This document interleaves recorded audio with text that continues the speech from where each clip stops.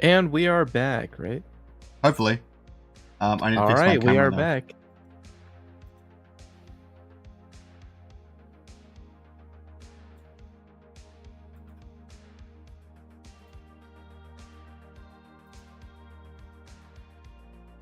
I'll just be double checking this stuff. You can keep commentating. Okay.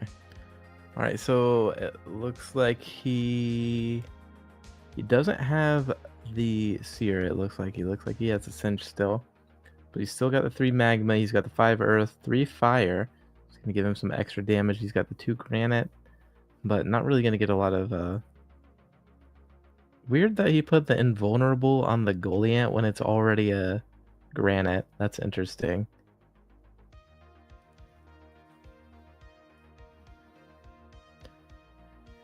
Bart is looking a little bit better here. He's going to get both of his berserkers stunned, though.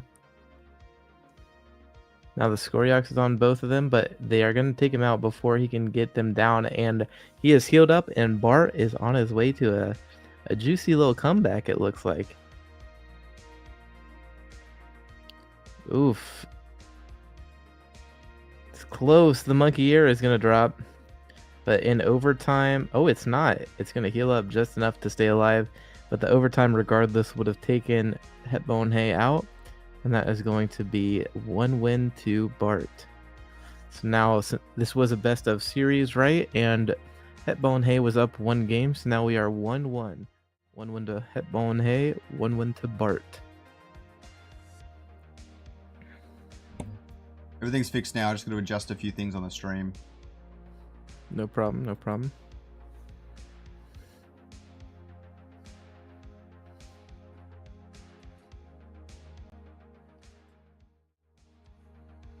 Headbone Hay actually even has an Illuvitar, possibly giving him a bit of an edge in these games. Tell me when the next game's up. I gotcha. I would have loved to see the first game of this series and see how it was that Headbone Hay pulled off the win. Because Bart did make it look pretty convincing.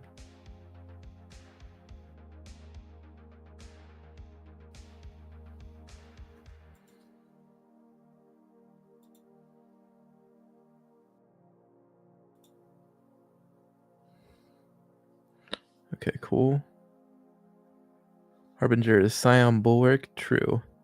And it gives, once a Harbinger Illuvial dies, they give Omega power to the Illuvial with the highest Omega power on the team. All my replay things are broken for some reason. So funny. Oof.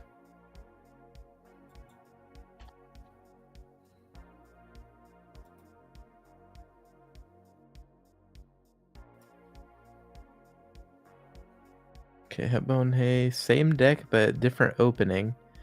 Running the double rogue.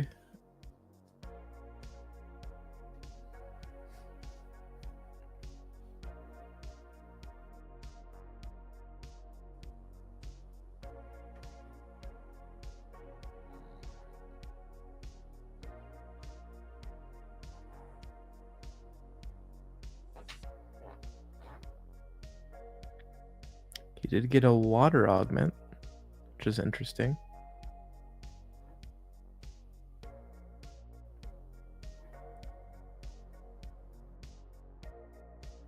Extra water going to give him some more faster regen on his energy, so he can get his Omega up faster once he does get to one of those 3, 5, 7, or 9 affinity bonuses.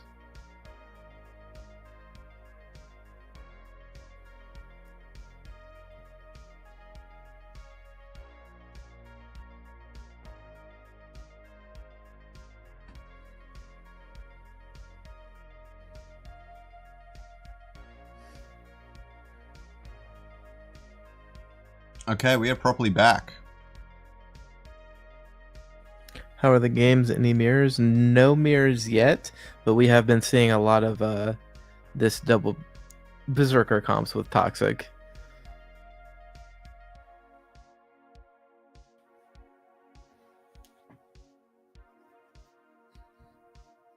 Which, as I said at the beginning of the stream, we would see a lot today. So, I mean, no big deal, but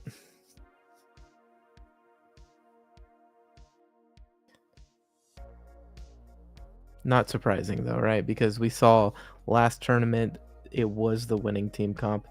Looks like Headbone Hay this time is going to do some enchanter work here. He's also got that beautiful mammoth. The mammoth just looks so good. I can't wait to see how he uses that. The air gauntlet doesn't give you extra omega power after each omega, right? It's only the water gauntlet that does that, I think. I could be wrong. What's this, sorry? Does the air gauntlet give you extra omega power after cast like the water I'm pretty sure does? every single gauntlet does. Okay. It's just the water gauntlet was particularly interesting because it had the tsunami. You could cast like 3 times more often. Yeah, you're right. Okay, I remember now.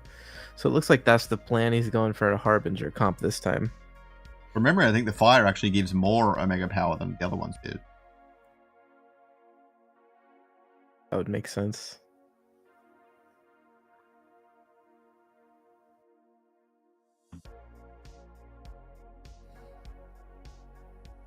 He's got the sucker's gift.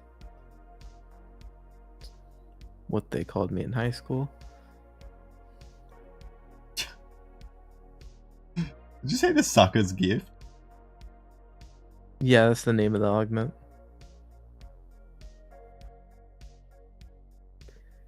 And they deny each other the sucker, so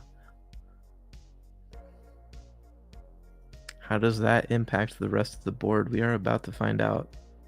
Did they update the rake lines cards? Because that boy looked meaner than I remember him looking. Ooh, the mammoth looks so good, dude. Beautiful. Yeah, I don't know if anyone told you, when I was on stream, I was using my nether sight to look around me, and I was like, oh, there's a big rock over there. Sweet. I started walking closer. I'm like, it's moving. Wait, what is it? I couldn't tell from the silhouette, and it was actually the stage 3 mammoth. I'm not. I did it like I wasn't confused for that long, but I thought the exact same thing. It's shaped a lot like the rocks. It was the stage 2 mammoth, but I wasn't able to catch him because at that time I didn't have a good team. I had a master shard, so I just used that. Well, I couldn't. It was stage 3, so I couldn't even beat it, and it was like my 3rd day playing. I was in a stage 2 run, I'm pretty sure. My first stage 1 run ever, I found an Axodon, and I obviously didn't have any shards to catch it with, so unlucky. That's savage. I'll kill to find an Axodon in my Scoriox hunt stream. If I get everything done in time, I might actually do a Scoriox hunt stream later. Pagoo.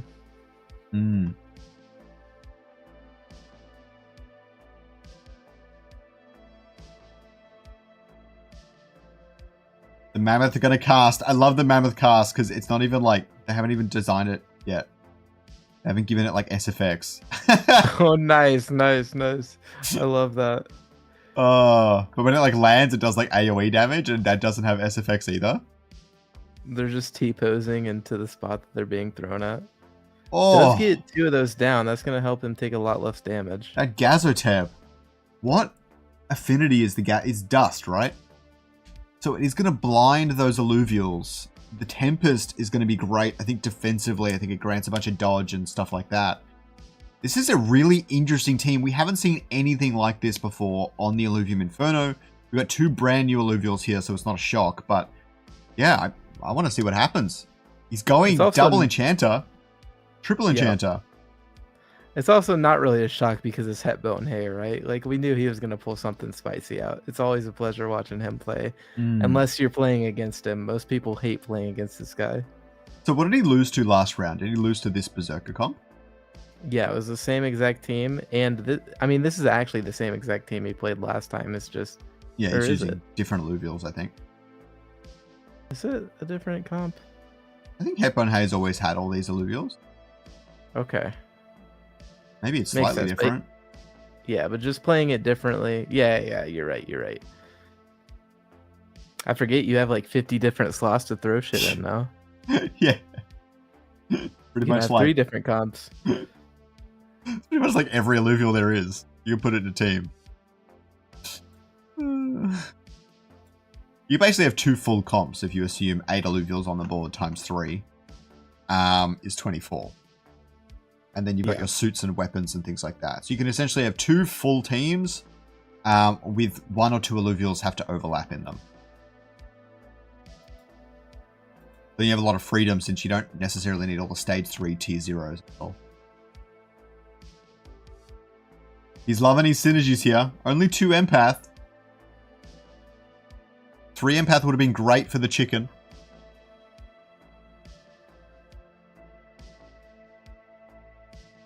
I expect that enchanter to do good work. Now all the alluvials are bunched together. Here goes the enchanter. Oh, the bombing run gonna fail on that moth. Oof. They're healing, and I don't know how. Yeah, let's see. The enchanter was doing good damage, but they healed it all back. It actually goes intargetable on the cast, which is pretty cool. Honestly, He does have the double bloom, but that's not on all of the Illuvials, so... honestly, He has nature. Monarch and Ardace just don't do enough damage. They need a Mega Power to make anything work, which is fine since their Scion can actually give them Mega Power under Hyper, but it's just not enough.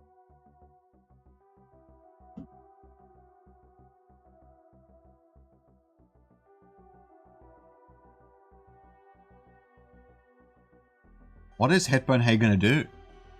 We've never seen Atlas before. Bart Atlas. Could be an alt for like an S-Jard or something.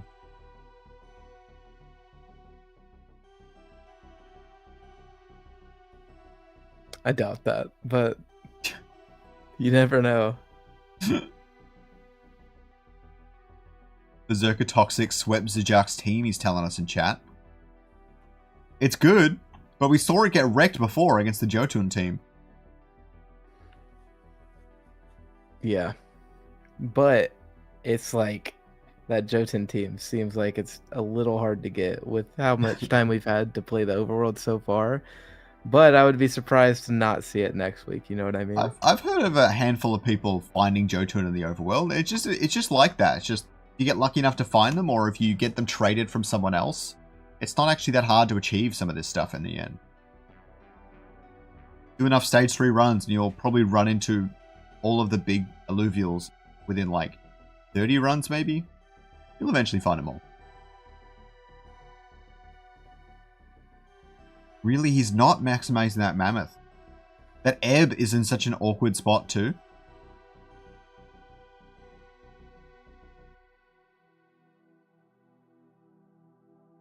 Yeah. That Revo jumping to the other side of the board is not doing him any favors. Enchanter putting in damage here. Scoriox doing good damage too. Oh yeah, he's gonna get both berserkers down, and that is if you get the both berserkers down into this comp, then you can win. Oh, big blind on the Forest. Don't know if it's enough though. The Ranger's got a shield. His Enchanter just isn't doing enough damage anymore. Like the Adorius is killing things. The Adorius. I forgot he had the Forest on there. The Forest is look how fast it's attacking. What the hell? That is crazy. Ooh, we're going to see Bart take the game. Really solid team from Atlas, to be honest.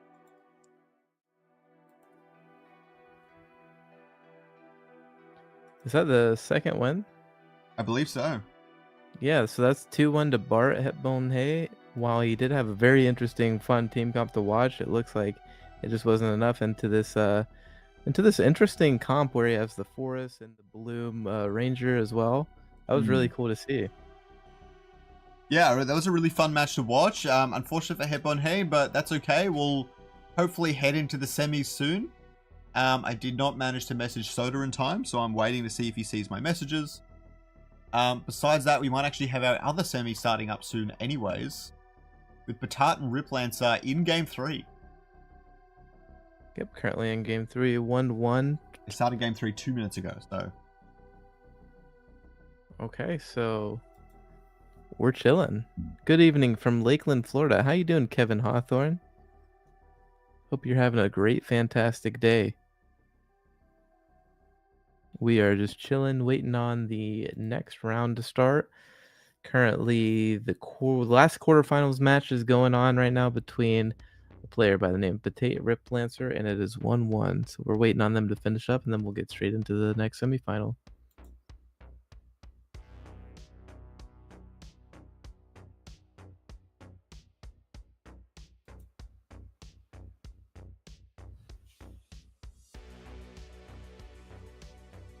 Okay, it does look like we'll have the first semifinal up.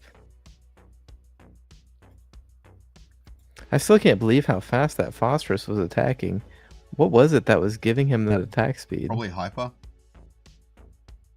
I don't think he... Let me see here. Was he... Yeah, it was Hyper.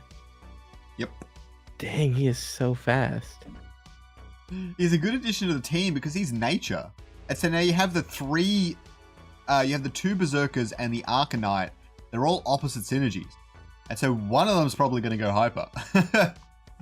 Yeah, that's a great point. I didn't really think about that, but it makes sense.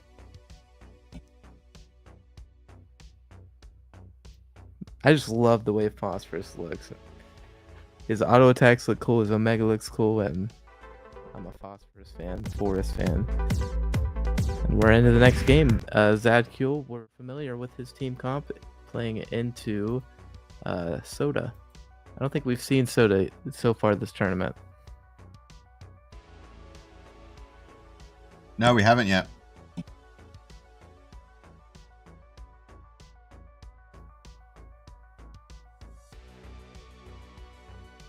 Okay. He has the... It looks like Soda probably has that Behemoth comp. Has both the Sinja and the Majol in there. He's going to start off with the double Berserker, though. Correctly putting the Monkey Air on the outside of Riptor. We've seen some people mess that up. You always want Monkey Air on the outside so he can get the most out of his second attack. That little passive that does the 150% damage. I think it's 150%. I might be just getting it mixed up with Berserker, but it's extra damage. Nonetheless.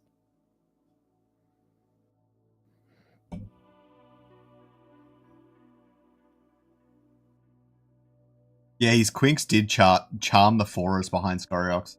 It's unfortunate. Oh, I forgot that's what the Quinks does. Yes. So the Quinks actually charms the furthest away enemy and drags them in. And so what happened is the Quinks charmed the Forest all the way from the back, brought it closer, and then the Forest destroyed Scoriox. So you want to put that Quinks in a more awkward location. Not right next to your DPS. That's so unfortunate. And Zad Kill gonna take that round 1. The Majol round 1 is so strong. Okay. Gain 2 crit chance, gain 20 Omega power on takedown, grade 10. Interesting. It's crazy seeing the same artwork do something completely different than what it used to. What do you mean? The hyperkinetic used to Oh, give... yeah. Oh, I guess it always gave Omega power, right? Yep. But nobody used it. It was always attack speed. No, nobody used it.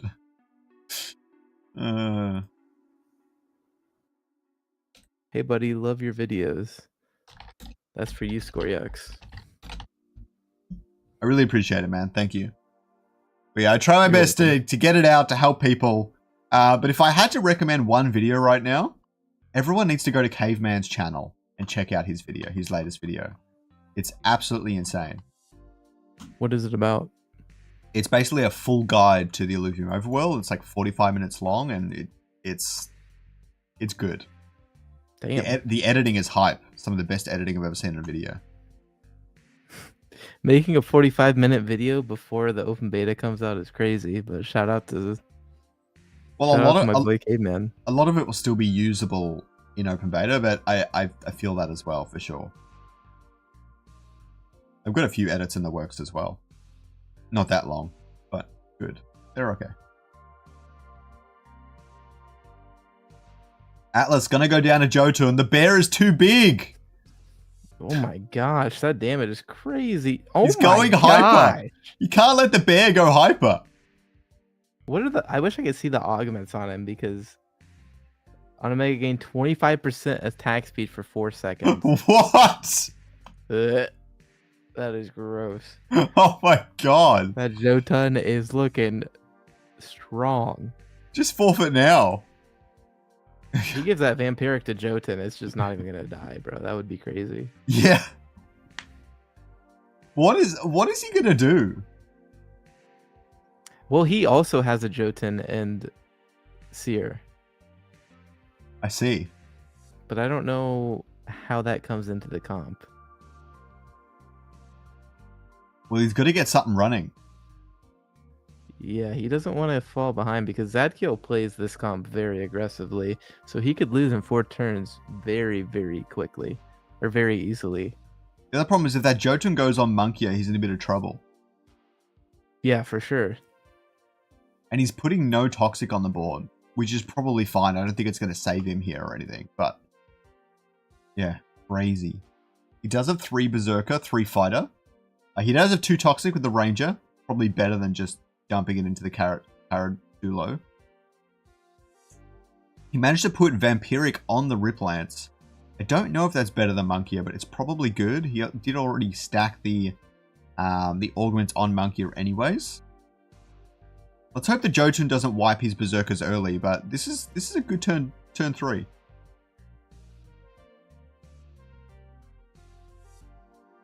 Surprised we saw the Archie front line instead of the Archie to the back right of Atlas. I guess you want something else there so that when the Berserkers wrap around. Oh. But, yeah, that's rough. You really wanted the Monkia to be the one taking the punishment. Not only that, look at the way the Monkey is attacking. He's not getting any value out of his second auto. For sure. He's going to eliminate enough Illuvials that he's not going to take a heap of damage, though. The Monkey is like permanently stunned. What is stunning him? I'm not sure. It wasn't Behemoth. It might have been the... I think there was an Apod, maybe? Let's see. No, it would have been no, the... it was a Gnarl. It would have been the Twine. Twine. Could have even been the Archie rooting him in place as well. You cannot let that Riplance be targeted. It's got the Vampiric now. It needs to stack the Berserker. Here we go. Scarabot going in front. Gonna give him 3 Bulwark. Gonna improve the overall survivability of his entire team whilst taking the punishment from Jotun. Does Earth beat Air? No. Air beats Earth, right? Correct. That's a shame. Yeah, at least he'll now be able to redirect his Berserkers over, and they'll be able to get a heal from Archie. This is just a much better position, but I would be also surprised if Zad Kill didn't also redirect his Jotun to meet the Berserkers on that other side. You know what I mean? Puts something in that front line so it doesn't move straight forward. His entire team is giving hyper to that Jotun now, pretty much. Except for the 2 nature Illuvials. Yeah. Yep. It's rough. I don't like where this is headed, guys. I don't like where this is headed. A Jotun on hyper is a big deal. The Goliath, although going to be taking the heat, is not going to be able to Omega the Jotun like you'd hopefully intend to. Oof. Jotun just out of range of a lot of the hyper. Not getting hyper now at all. Things moved around in the right ways for him. That was a good stun from Goliath as well. See if they can get it before the stun. Nope. Oh, the heal. The Apon stuns. The stuns from root. Freaking Twine. And the Archie roots and everything. His Berserkers are just not allowed to attack. They stopped starting more than my Holden. Oh my god. Jotun's still not targeting them. So far. Oh, steal that attack speed. And there comes that big stun. Big stun at the end, already had it. Unfortunate. But you could see... Let's watch the replay here. You can see that the Berserkers were targeted very last by Jotun, okay? They did everything they possibly could to do well, and it still wasn't enough. Imagine if Jotun did target one of them first. It's an instant win for Zad Kill. You've got to really play around that. Yeah, and there's just so much crowd control, always keeping them from getting their DPS out, which is the most important part of Berserker. You want them constantly going so they can build up that attack speed every third attack. And if they're not attacking, they're not building up that attack speed, so Jotun's just going to outscale them throughout the duration of the battle. Because you only have so many... once it gets to 45 seconds, there's nothing left you can do. So if you're constantly breaking up that chain for the Berserkers, that makes your Jotun, even at the end of that round, still stronger than them. So he managed to get Colossus on the board, but he hasn't gotten Verdant on the board yet.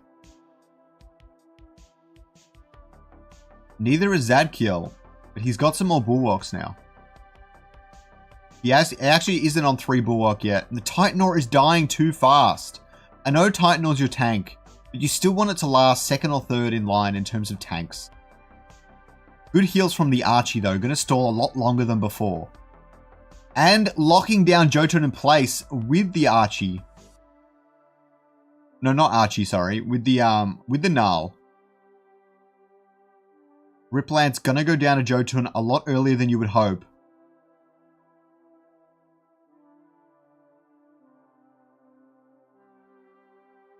Ooh, Ranger goes down. That thing is a monster. It is a monster. Lock up your, like, this is like Goldilocks level stuff. 3 bears, you know what I'm saying? Yeah, Jesus. hide your kids, hide your wife, bro. You know what I mean? Like, this Jotun is taking out everybody out here. Oh my god. Do you change up your plan to target the Jotun first? I don't even think you can. There's not enough gap, you know? You need like 5 rogues. Yeah, this Jotun is a problem. Bombo has a good point here where he needs to put his Ebb further away so that Nal roots him instead of the Berserkers. Yeah, absolutely true. Great point. I never even thought about that, but we are seeing that Nal take advantage. Both Nals are taking advantage of the fighters here. Not only that, he can move it to a place where it gets hyper from those 2 Earth units. Absolutely. With the Empath, I think it improves the healing efficiency and things like that. Granite Chip is pretty sweet. Yeah. See, I'd be putting the Granite Chip on the Axodon and then moving the Titanor to the other side, personally. And then putting something else there. Yeah, he's making sure that Riplance does not end up attacking the Jotun this time.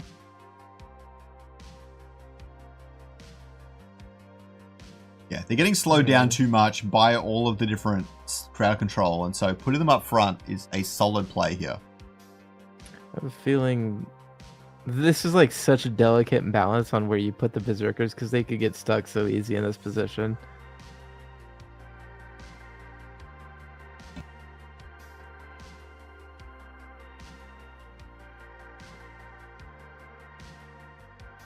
I think it'll work out though. That Apon is going to get a stun off of all of them, I believe, before it goes down. Oh, yeah. Ooh. Titanor coming out on the front. Their teams are looking really similar, except we're trading Behemoth for Berserker. Although the Jotun's going to wrap around now. He saw it coming, and he played around it. And he's going to get stunned.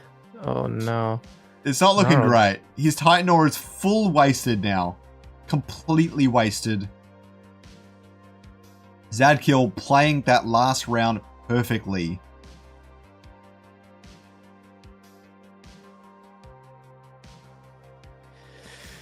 That Riplant's just not able to get through the Titanor. Now, Riplance is a tank killer, but it is not enough when the tanks have healing. And it looks like Zad Kill is going to win the 2-0 up against Soda. You know, At points, it didn't look that close, and the score doesn't represent how close it was, but this was actually a really hard-fought game by both players. It came down to the nail. It came down to the end in most of the rounds here, and it was really well fought. So, bad luck, Soda. Great game, Zad Kill. Absolutely pleasure to watch. Yeah, again, I just think that this double behemoth is just too strong right now. When you play, he pretty much played the double berserker comp or triple berserker comp perfectly. Like 2 or 3 rounds in a row, both of his berserkers were up attacking the Jotun as the last unit, and he still lost. I mean, you just can't beat that Jotun. It's just too strong. Though I will say, like Bombo said, it might have looked different if he moved his Ebb or Flood or whatever further back so the Gnarl was attacking it instead of both the Berserkers, because a few rounds in a row it was attacking those Berserkers where they could have built up more attack speed, more damage. Maybe even got through the front line a lot quicker so that more units were alive to kill that Jotun at the same time. Shout out to Hayes. Hype is definitely in the house. How you doing, buddy? Thanks for hanging out.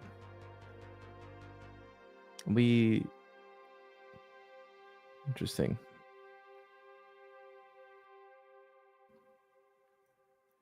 And I'm assuming we're moving to the other semi. Petite and Bart.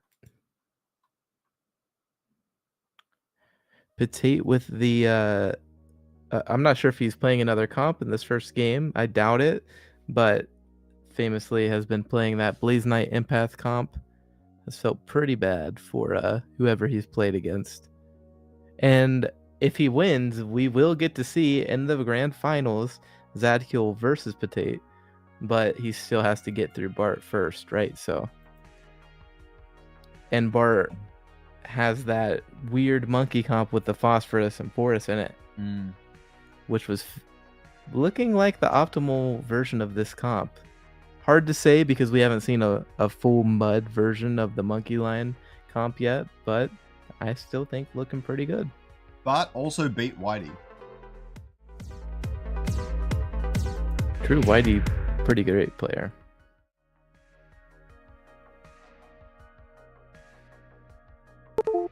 Oh, I just figured out why the instant replay thing was broken. It's fixed now. Nice.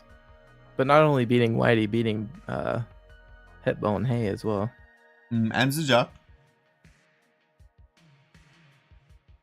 Oh, he did in the first round.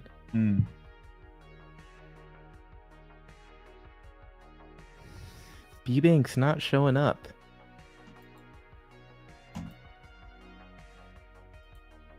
I do believe he won a crunk from me. A crunk, like the GameStop crunk Illuvitar.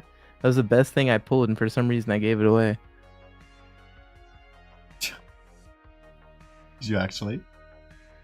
Yeah, I was doing a stream. I opened up 10 GameStop discs and I gave them all away. What's interesting here is in our top 4, Zad Kill had a DQ round 1, but everyone else had a round 1 match, even though half our round 1s were DQ'd. So all these players have fought hard to make it to where they are today. Put it that way.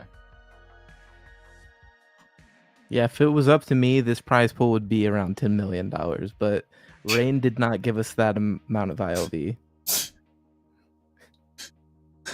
My God. The stream is sponsored by Rain, the sour gummy worm flavor, and we just could not thank them enough for giving us an imaginary donation that didn't actually happen so that we could pay out these players who deserve to be paid for their hard work and dedication to the Illuvium ecosystem.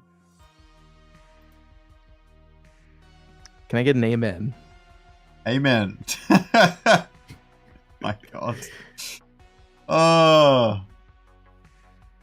So this is the second semi-final. We will quickly go to the bracket just so we can have a look in these early rounds. Actually, no. Let's not ruin the VOD. We'll go to the bracket before the grand final. We'll have a look where these players have come from. It's got the Heady in the team. Looks like we're going to see that. Is he the one with the wildfire impact? Yeah.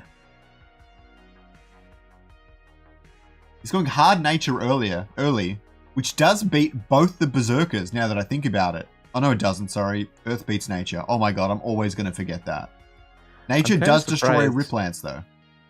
I'm kind of surprised Patate's the only one that used this comp because, as I said, I've heard it's really strong and it's not that hard to get, right? You just need the Fern and then some tier 0 Illuvials, the tier 1. To be fair, the tier 0 Illuvials are not that easy to get either. You've got to like find them. Like you really have to find them. I spent like level them up. the first 3 days in tier 0 because the fuel exchange wasn't working for me. So maybe I'm a bit biased, but they felt really easy. But when you're forced to be in tier 0, I guess. No, but like getting tier 0 in general, sure. But finding 15 of every Atippo, you know what I mean? Yeah, well, you find the stage 2 pretty easily. Oh, do you? I haven't gone in there much. Yeah. Mr. Moneybags over here doesn't have to stay in tier 0 like I did. Thank you for the amens in the chat, Church. I appreciate y'all. Amens.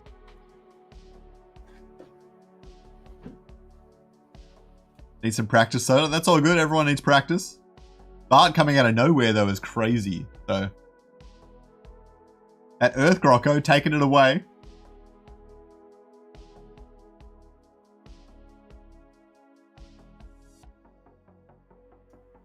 It probably will take a little bit of time for Patate's comp to ramp up a little bit. Zad Kill says, GG Soda, if it wasn't for your help, wouldn't have finished my team in 3 days. That's the power of teamwork.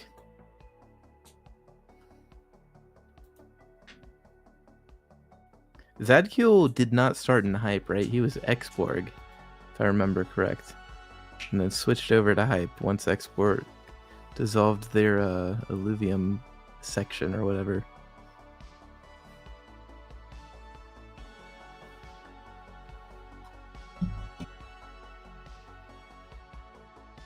Tate now has his Blazonite, has the triple Wildfire now because it also has his Krunken. Looking mean, looking strong. He's got his Riley or Rylu, whichever one that is, for the extra blind on top of the Krunk.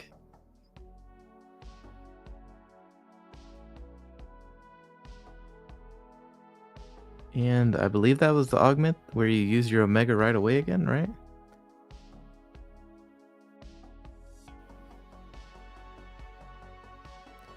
Bombo says, by the way, Jimbo, did you like that Arkelly on that one match? I don't remember which match you're speaking of, but I'm pretty sure that comp got beaten. Maybe I'm wrong. Unlucky.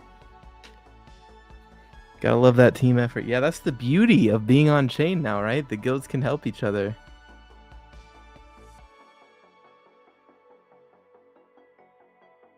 You're right about that, boyo.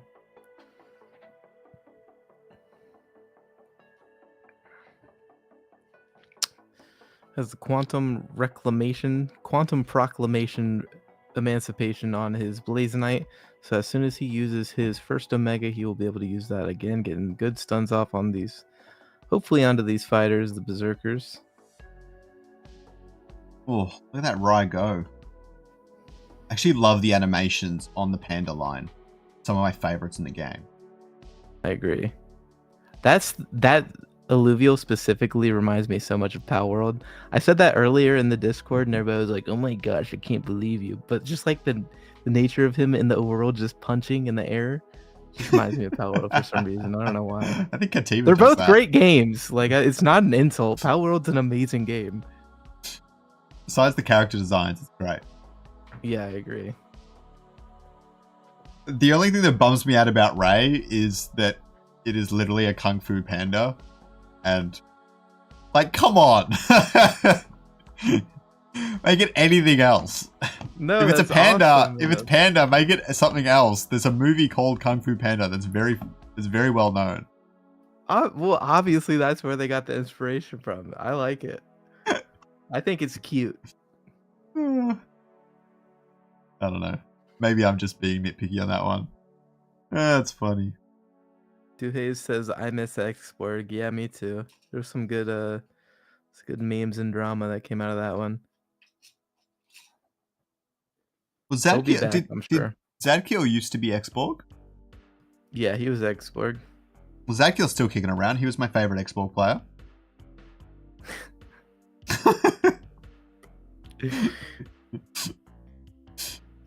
I don't think I've ever spoken to Zad Kill in like voice or like that much in DMs, so I'm not really sure.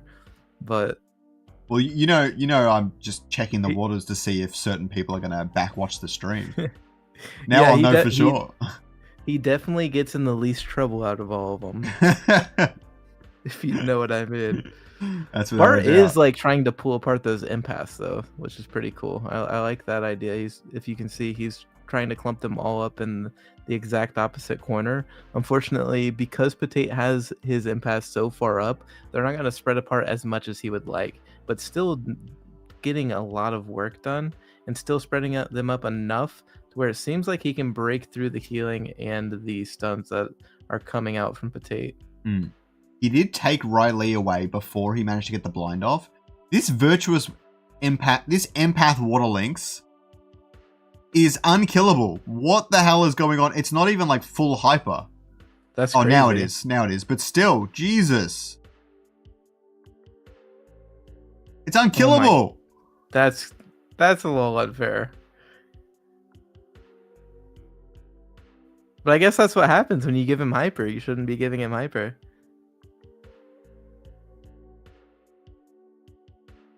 Oh, Bart actually going to take that round. Let's watch that again. Look how long it survived. That's what I'm saying. That was crazy. Hyper is great. Hyper is great on like 3 different Illuvial. Hyper on Behemoth, insane. Hyper on Berserker, pretty solid. Hyper on Arcanite's not bad, but the 4th one is Hyper on any empath is a game changer. Ooh, it looks like Potate's moving some stuff over.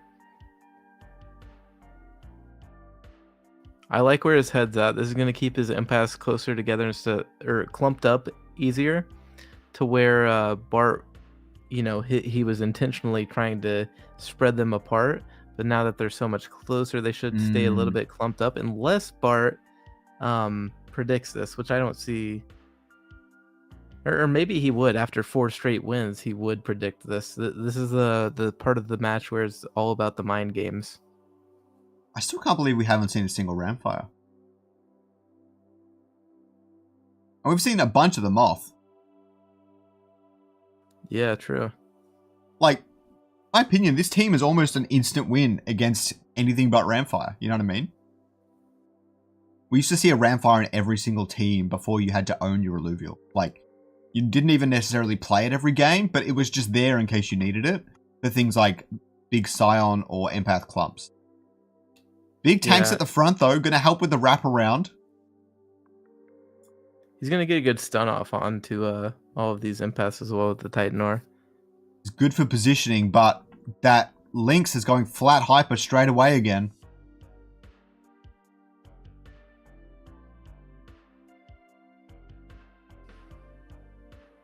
Bart simply does not have enough healing. He does have the 3 nature, which is helping a lot, but...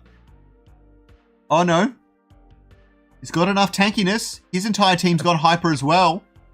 It's close. Titanor going hyper. Impossible to kill that thing now. For empaths, at least. Virtuous Lynx still unkillable. Monkey is trying. He's really trying. Oh! Goes down just before the Lynx drops. Ooh. Oh! We're going to see him win that. But it was close. It was close. That Monkey almost took it out. He got hyper and he like stacked those Berserker stacks so much. This is going to be a tight one. You can say that again.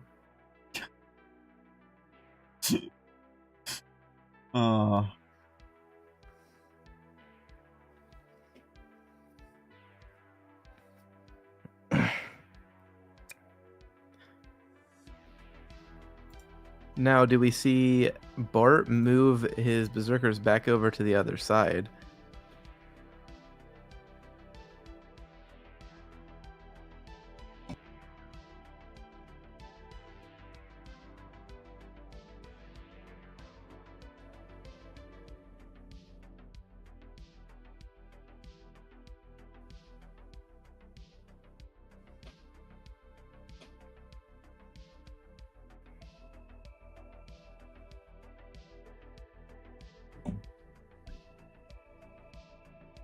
Corrosive is nice. Corrosive aura. What does that mean? Is that a new augment?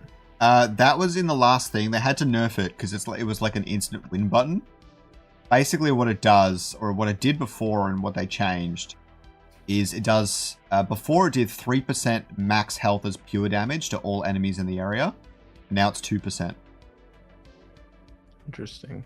But at 50 seconds, that's 100% pure damage max health. Less any healing, obviously. Wait, I thought all of the... Okay, never mind. It's upgrading the Atipo and the Crunk. He's got some big wildfire coming in now.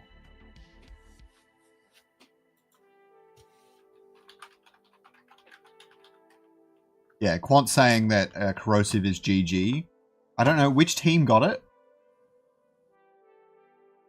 Oh, he gave it to the wrong Illuvial, though. You had to give it to the Lynx, because the Lynx isn't dying. And so it's like free win. I'm surprised. Yeah, I'm surprised. Surprised at that decision, but that's fine. I'm sure he has a reason. Well, I mean, the Rye's having decent survivability, but now the Rye's going to live. It's going to do well. But he's in the corner, right? So he's not actually getting the full use of the AoE. He's losing half of it to off the board, if you know what I mean. No, I hear you.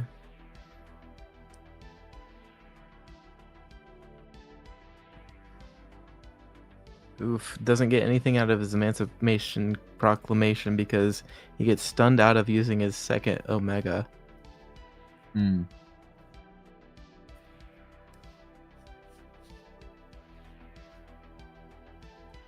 Ooh, Rye wrapping around now.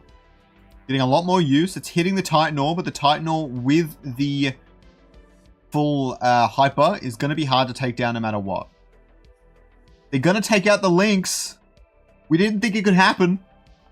Look at the attack speed on Monkey Air. You look so silly. And he still can't kill it. That's the craziest part. I can't even tell who has more Illuvials here.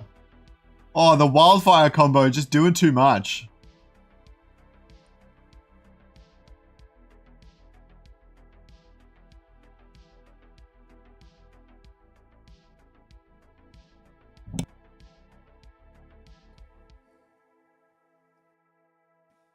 I was thinking, and he gets the, you know, he just wants that hyperkinetic stimulation. He puts that on his Blaze Knight. Makes me want to go camping. True. Anybody like s'mores in the chat? How do you make your s'mores? Do you burn your marshmallow or do you like it just a little bit squishy? I've never actually had a s'more. It's not a very big thing over here. What?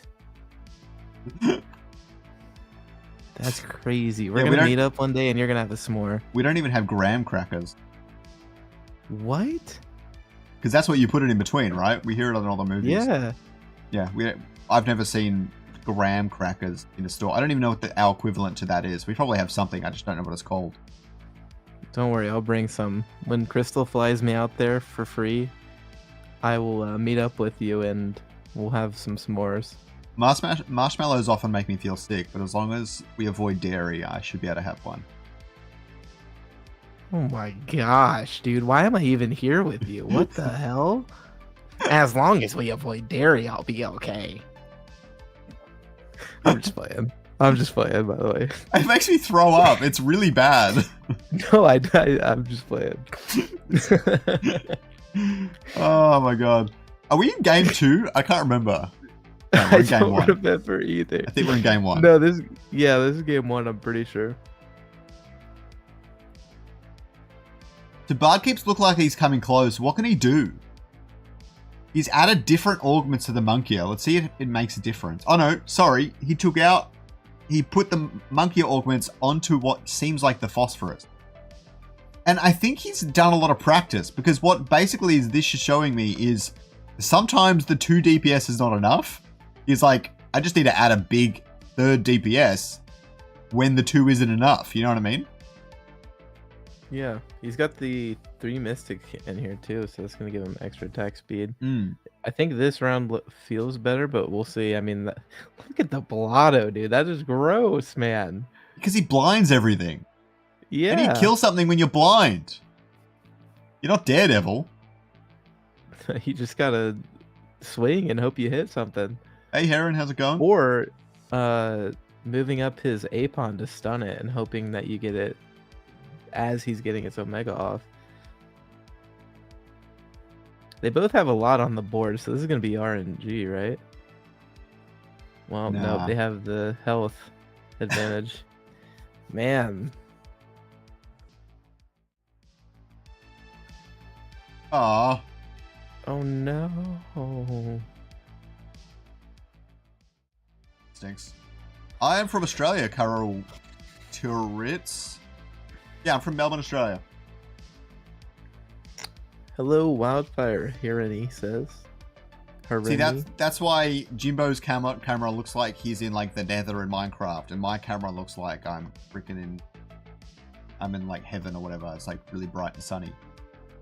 It's 11:40 a.m. right now for your boy.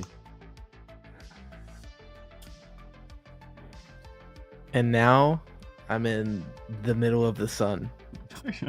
Yeah. I'm getting a tan right now, you know what I mean? Nothing wrong with getting a tan in the middle of the tournament. Oh, by the way, we are sponsored by Rain Energy Drink, the sour gummy worm flavor. So shout out to Rain for giving us 2 ILV. That didn't actually happen, but shout out to Rain. And make sure you go and buy one of these. Also, Crystal, thank you to her for sponsoring the tournament. And we are back into it. Oh my god. Oh, okay. So, what do we think is going to happen? So, Patat... Wait. Who won that? Patat won. Why did I do it the other way around? So Patat doing really well with that Wildfire Empath team. Really hard to break through, especially that Crunk. You need to be able to wrap things around and hit the Blazonite instead of the Crunk, because with that blind, it's just too much survivability. Bart did manage to get enough DPS up, but DPS is useless under the blind. Now, what would have been interesting is if Bart had some True Sight augments pop up for him, he might have been able to counteract that. I don't know if True Sight goes through blind, but that would have been really interesting. Or some sort of immune augment, or some way to crowd control and stun out Crunk often. So without that, there's no breaking through it. And then the Wildfire just does a decent amount of damage, unless you've got a lot of heals in your team, and Bart doesn't have heaps. Chat, what do you think? How does Bart come back and win this, do you think? I think the only chance he has, right, is putting that Apon there and trying to stun that Blotto out of his Omega so that your Berserkers can actually do some damage.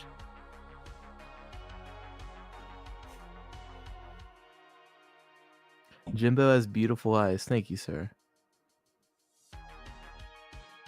This would be Saturday morning down under. Yeah, it's pretty much one of the only times in the week. Yeah, we are. Okay. Pretty much one of the only times of the week where I can do this. So.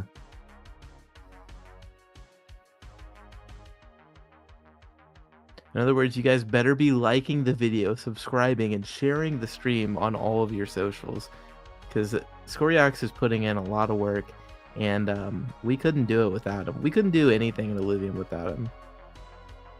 Damn straight. No, but seriously, the other time I'd be able to do it is like a Friday night, but Jimbo would be like at work, and so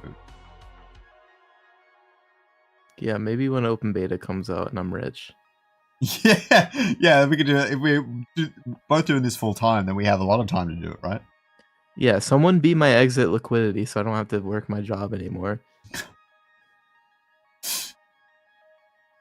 Oh, it's funny. Bart this time bringing in the foe right away. No time to waste. He's going to kill him before he gets his comp up. Foe underrated. Like, one of the better stage 1 tier 5s. I think it's the best stage 1 fighter, right? Oh, yeah. Like, does underrated damage. Is there another one? I don't think there is, no. No, the next thing is Mjol. I think it's a tier 4 fighter.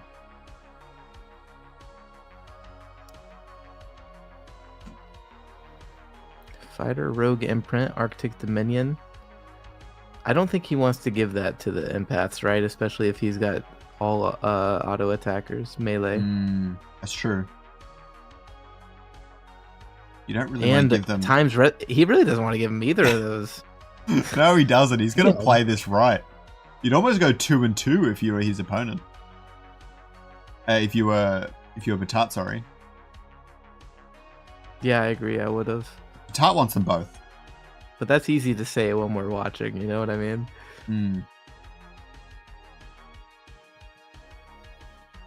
He's going to take Respite. Blotto's going to be unkillable. You thought it was unkillable before, now it's going to get a shield every time it casts. You know, it's just... It's bonkers. Jimbo's office looks like Dana White's ready to start the next big company. UIC Ultimate Illuvium Championship. Yeah, except I have a full head of hair.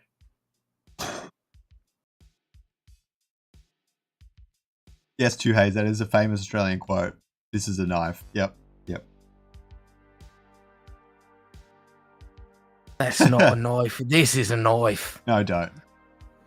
Yeah. Oh, okay. What do you mean? That was a great Australian accent. Oh my god. Crikey.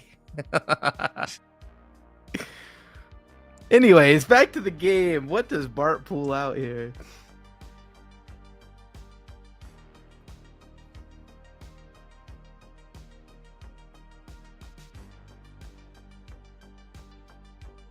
Patate's already got that crunk on the board, so he's gonna be blinding. Corrosive for Bart.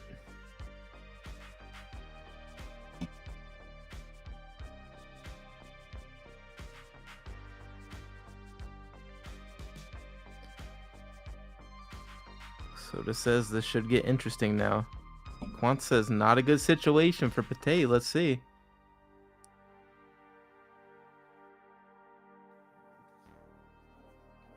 Double blind. That's crazy.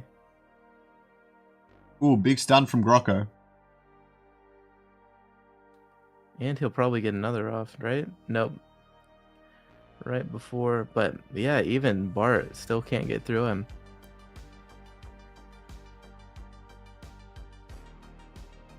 I need to add a zoom feature. Yeah. Need to add a zoom feature. Tate already picking up his first win on round 3. Arcane Counterblast.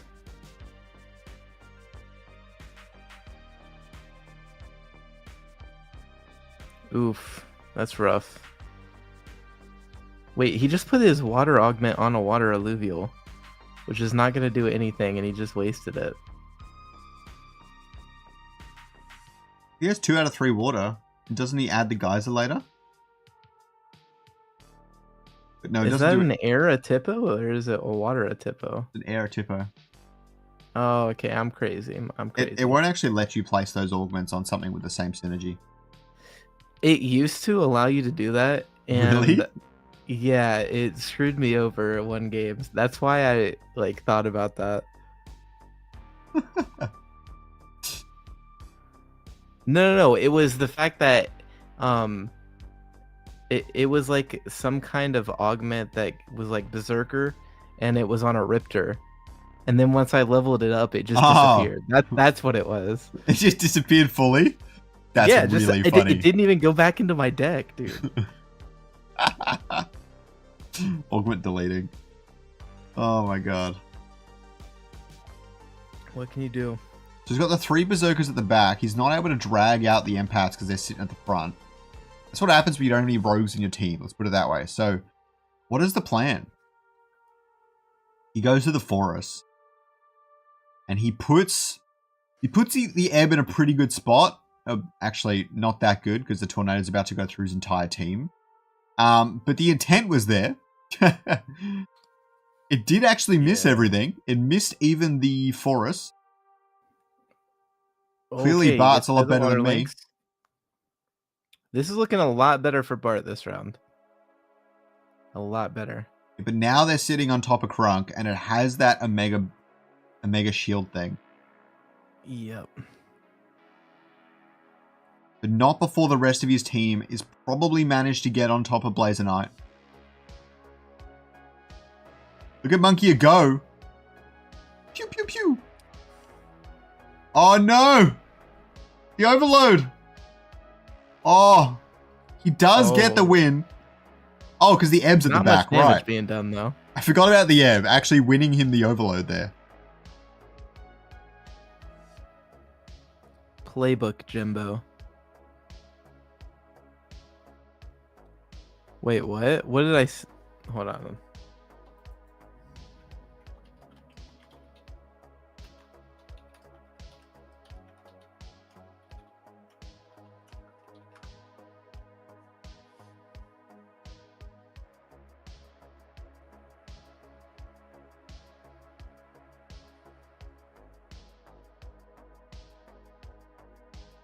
Changing up the strategy a bit here, making sure the Blazer Knight is taking ages to get targeted. The other thing is the Rye is going to start blinding everything that wraps around on the bottom right, which is what was causing trouble for Patat. This is going to be dangerous.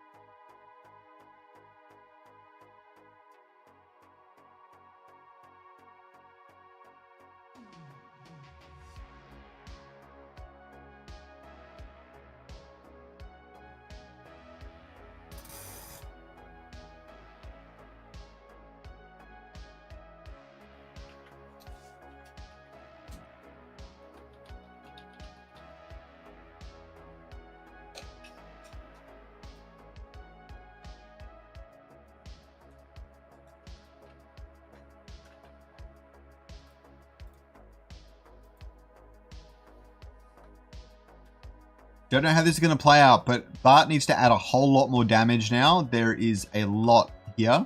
Not only that, but Rye can't actually leave his little cocoon unless the Grocko runs out. Here he goes now. Not the greatest position, but it's decent.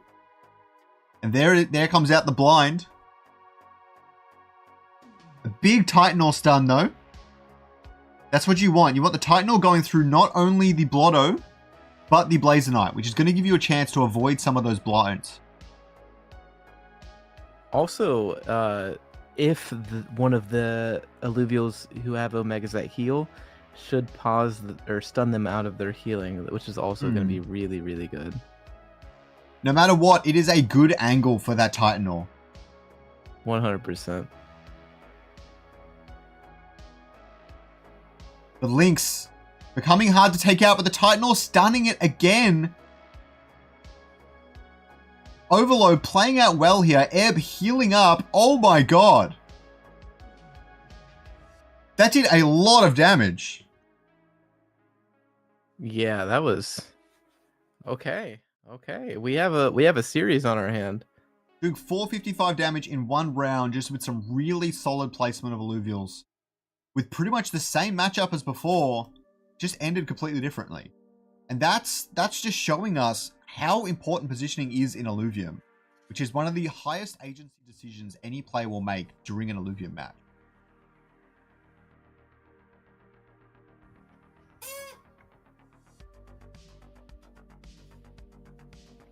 Yeah, great plays. Great plays, both players. We have a series on our hands, and we are going to match point.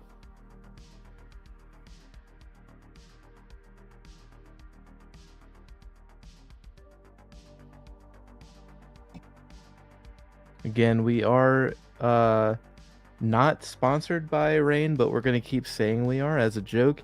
Thank you, Rain, for sending us 2 ILV so that our hardworking competitors and players can, you know, get that $200, and that's really going to help them. And actually, I just got a call in from the CEO of Rain. We are giving away a lifetime supply to first place. How crazy is that? The stakes have never been higher, and we are back into the game between Potate and Bart. And we are gonna see who can win. Not just the 2 ILV prize, but the lifetime supply of Rain sour gummy worm flavor.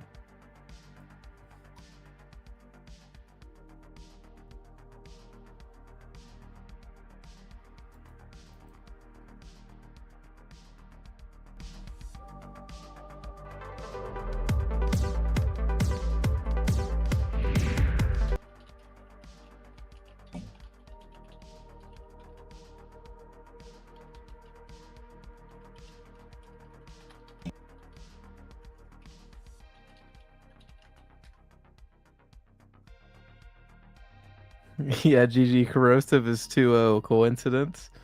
True.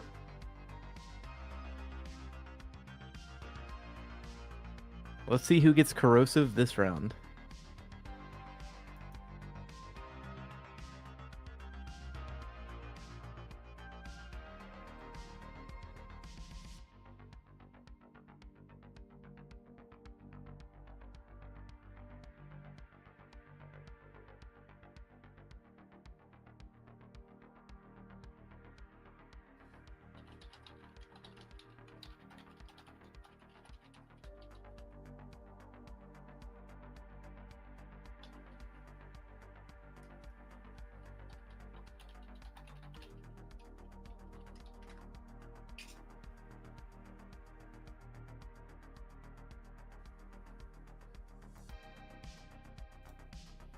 All right, not too much changing from the first 2 games of this series. I would be surprised if we see, well, they did switch up a little bit, so let's see what happens in the second round. Potate usually gives up that first round. Oh, okay, I see the mistake that I was making in chat. They were saying that water augments don't add to the water affinity bonuses that you get. It only gives you the regen. I see. It wasn't Okay. a water affinity augment. It was the 4 regen augment. Oh, those are just different in general. I see it. Yeah, I it wasn't a see. water affinity Cool. augment at all by the sounds of it. That's what I read. Got it. Got it.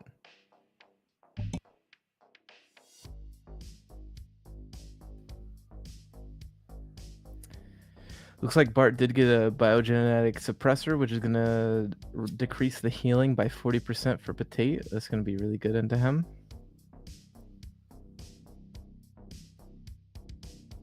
Unless I read that wrong and it was on one of Potate's Illuvials, but I don't believe that's the case. We'll see here in just a second. Monkey Ear just doing work.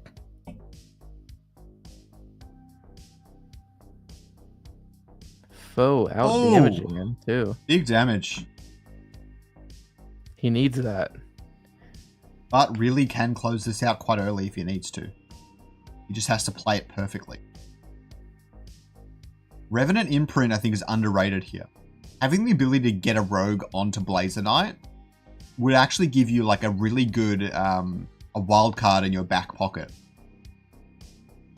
With that being said, if they have enough damage to kill Blazer Knight is another question. That being said, Blazer Knight is nature, and so your Monkier, if you did that, would be getting hyper against it, I believe.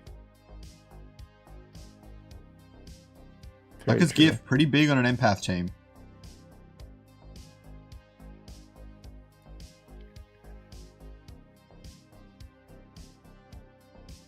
There's a lot of jokes there, but I think I've worn that out for today.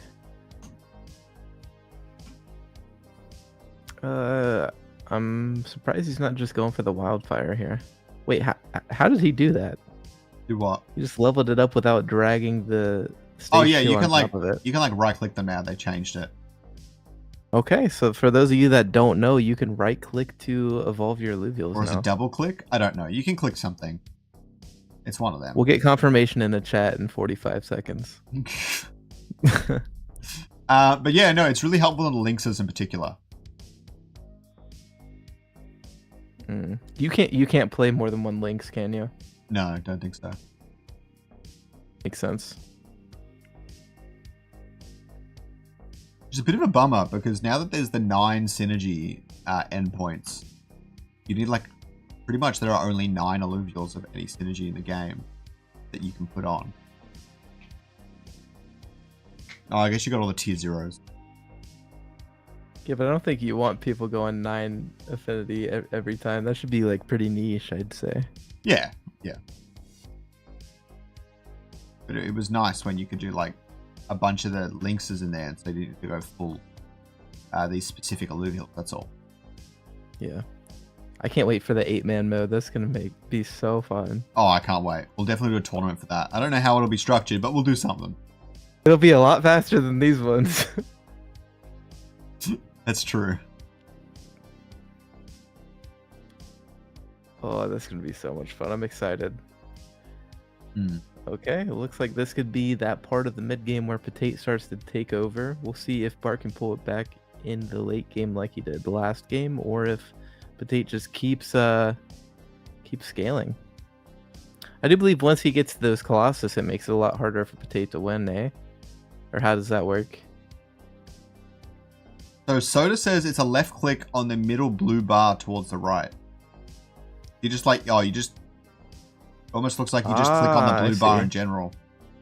Interesting. Okay, cool. Is the undo button back? Do we know? Doesn't look like it is.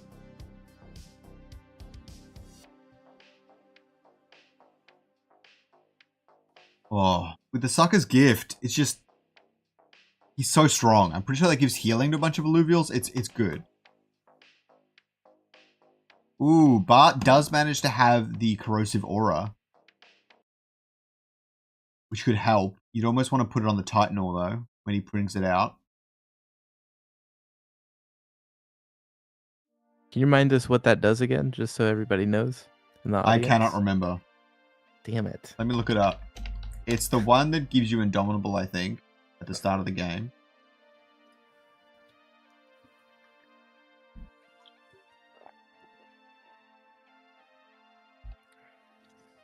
I'm looking it up. Hold on.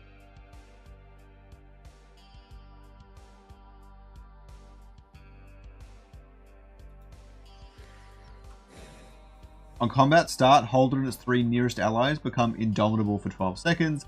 Allies within 25 hexes heal for 5% of their missing health every second. What the fuck kind of augment is that, bro? Hello? What? That's missing health too, so the lower they get, the more they're going to heal. That is fucking stupid. Why would you give that up? I don't know, dude. It's That's not ridiculous, okay. bro. I'm not a fan of that, but I'm sure that'll get balanced. Oh my god. Oh, that's not okay. Oof.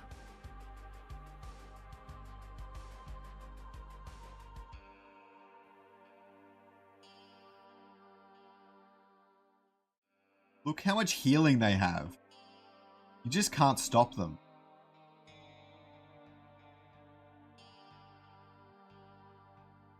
Doing some alright damage, but the DPS, again, is just not enough.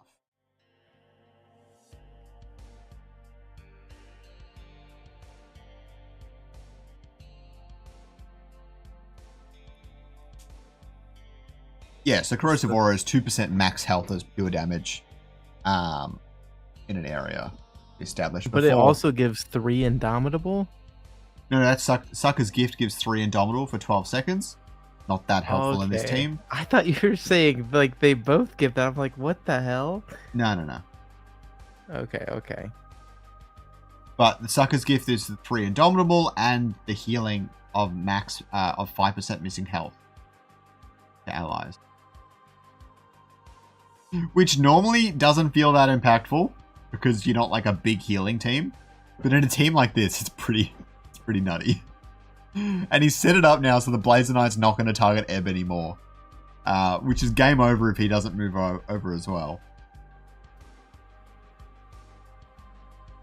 Copping that tornado. Can't remember if it still drops attack speed. I think it still does. Oh my god. Titanor is going to come out.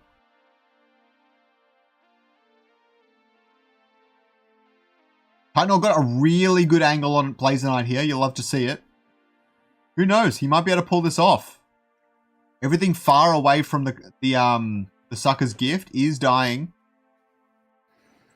Titanor moves into a little bit of more of an awkward position, but still not bad.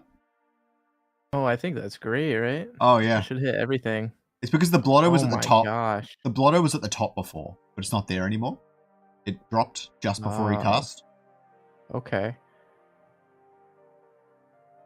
He's going to take a full board against Batat here. Is it 680 damage, though? Oof. Yeah, that's a lot, whether it is or not. 525. Bring him down to 155, both of them in kill range. This legendary Augment phase might seal it. All huge on Omegas. And one of them inflicts Toxic. Toxic, Frost, and Wound. Could be helpful against Blotto.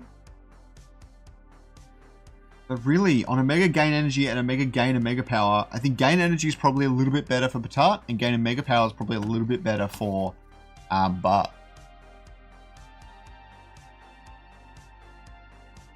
Batat the T0 Master. Yeah, it is one of the cheaper decks we've seen today.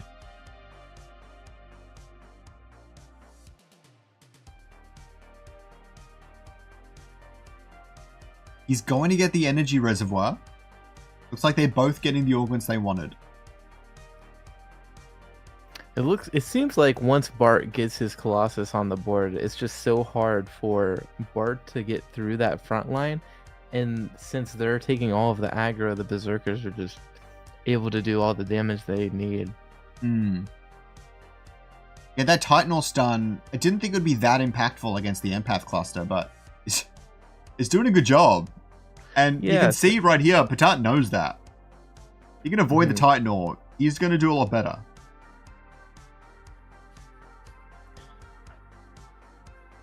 Yeah, it's just the Titanor being able to stun that many things for that long keeps them from healing up as much as they are. It's just helps so much.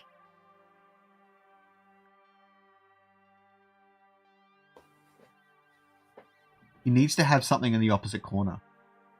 Well, the Titanor's going to go through everything anyways, because the Blaze Knight's at the back. Is he going to leave the Grocko there? The Grocko's coming in. He needs to pray that Bart, puts Titanor on the left. But I don't think he's going to. The Titanor's still going to stun the entire team, and if he goes through Blotto and Blazer Knight, I think it's game over. It's a good comp. Put it that way.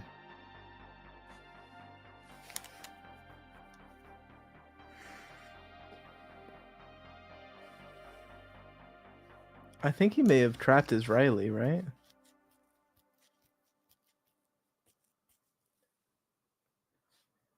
Yeah, he's been doing that on purpose because it's got the blind. He makes sure that it blinds the Berserkers.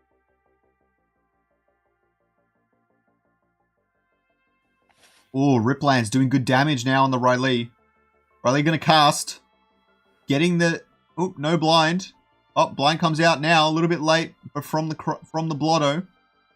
Adorius doing good work. The heal's so impactful on this Colossus team. If you can match the healing for empaths and just have a little bit more DPS, it tends to work out decently. Big Titanor stun.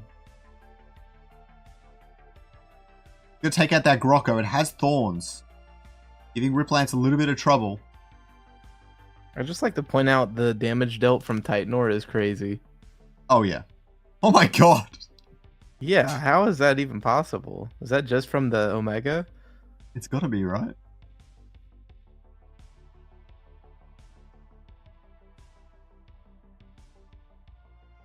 Oh, my gosh, dude. What a series.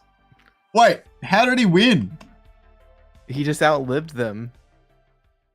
I think they all stayed on the Blotto and he was able to get enough Omegas off. Let's see. He has enough Illuvial sitting there.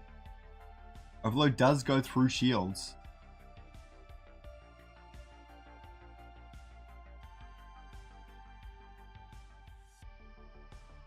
The problem was that all these Illuvials at the back were still full health from all the healing. Yep. And so they managed to outlive the Overload just enough, even though I think Bart had 5 Illuvials and Bart had 6 maybe towards the end of that Overload, but all of his Illuvials were low health, and so as soon as 1 or 2 of them dropped, it was over. Damn, crazy series. Okay. Yeah, and I said at the very beginning of the tournament, I wanted to see Zad Kill versus Potate, and that's what we're getting for our finals. We couldn't have gotten a better finals, really. I am very excited for this. W in the chat if you're still with us, and if you haven't yet, please make sure to like the video and share it around. We are getting into our grand finals, and this is going to be a great series.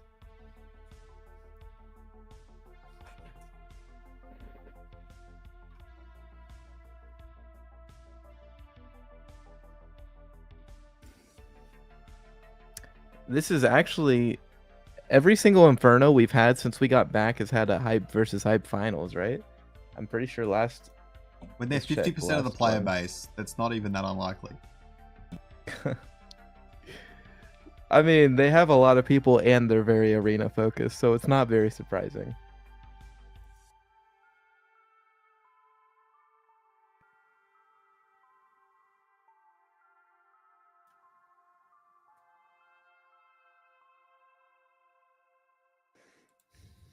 Not just 2 in the finals, both they've had 3 hype in the semifinals as well, so hype taken over arena.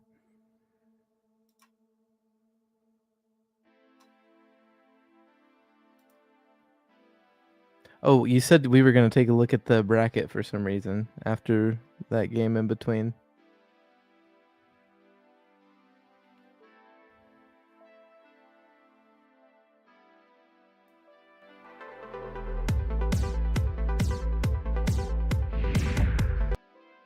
So here's the bracket here. Had some really interesting moments for all these players. Zad Kill beat out Soda, fantastic player, twice. No, wait, sorry. I'm getting confused. Zad Kill beat out Sandbirdie, Mr. Blaster, and got a DQ against Gabba in round 1. And we saw Patat beat out Bart just then. He's taken out Rip Lancer, great player, Coyote, great player. And Nixitar, which is also a good player as well. We saw that game 1, so we have watched a lot of Patat's journey here. And he's going to come through and play up against Zad Kill. Great semi-finalist as well. And yeah, you love to see it. Yeah, gonna be fun. Nixitar's brother actually is the one who won the last Illuvium Inferno.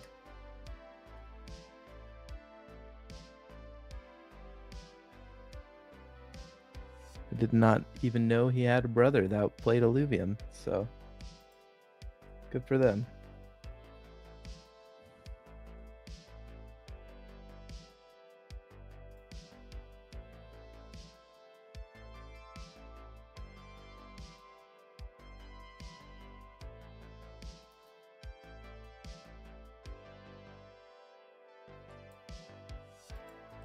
Yeah, just so Hype knows, like, you guys are getting crazy in the chat. Like, we're not complaining about Hype. It's impressive that you guys are winning.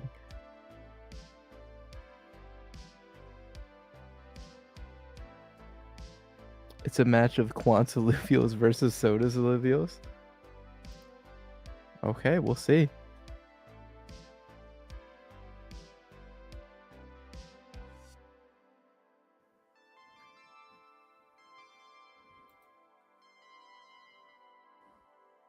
We should be getting into the game shortly.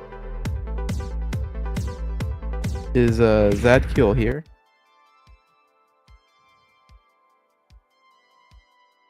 Oh, okay. I Looks have like no idea. It looks like he just sent the code over.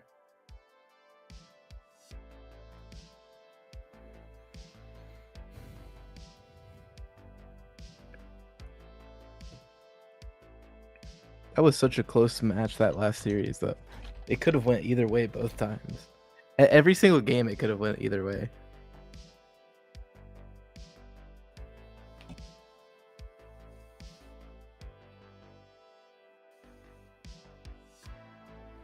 Zad Kill has awesome positioning. He won against Soda while I was smashed with the same team. Yeah, Zad Kill, he's been at the top of the leaderboard when it was PB3 pretty consistently too. So one of the best players in Arena. Potato as well, though, right? Has been also at the top of the leaderboard most of the time. I don't know if Batat's won one yet, though. I don't think he... Well, I've definitely paid him before, but I'm not sure if he's won an Inferno yet. So they have both agreed to the best of 3, by the way. So we're going to go best of 3 grand final for this one. Okay. I think it's getting late in the afternoon or the evening for these guys. Yeah, definitely fair. I think both of these guys are Europeans. It's probably like very, very early right now for them. All right, we're about to see this behemoth comp play into the empath wildfire. My body is ready. I've got my rain energy drink. I don't think life could get any better. We asked ourselves that, didn't we? We said, I wonder if Behemoth beats the empath. Yeah, that's what I'm saying. Like, we got the perfect matchup for this finals, dude. Everybody else was playing the monkey comps, which, again, I'm a fan of, so I'm not complaining. And, surprisingly, we didn't see a single mirror match today, which was great as well. Yeah, Blair, just as soon as I said it, says, great to see 2 super different team comps, too. I know, right? This is how this game is supposed to be viewed.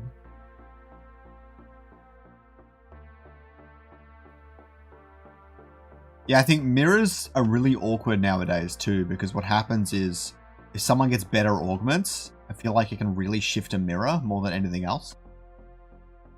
Yeah, that's a very good point.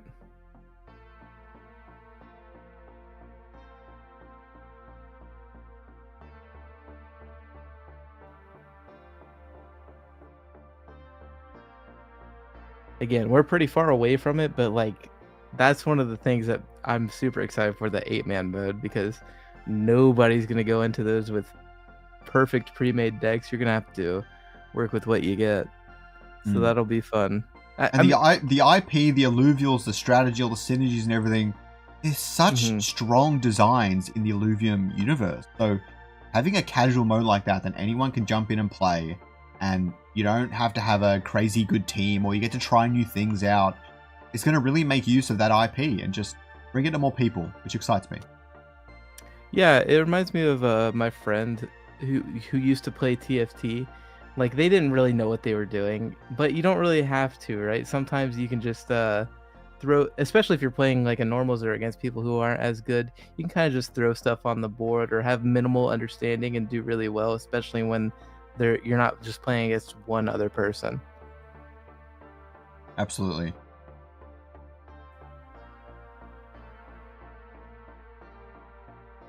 Short and sweet. Let us know down in the chat then, do you guys want to see more best of 3s in the grand final? Or do you really like the best of 5 matchups? The last time we had it go to all 5 games was, I think, early on when we had the hard Empath Blazonite mirrors, I think, didn't we? So that one was kind of a drag, but we haven't really had that issue after that too much. We've had some really close, good games though, for sure.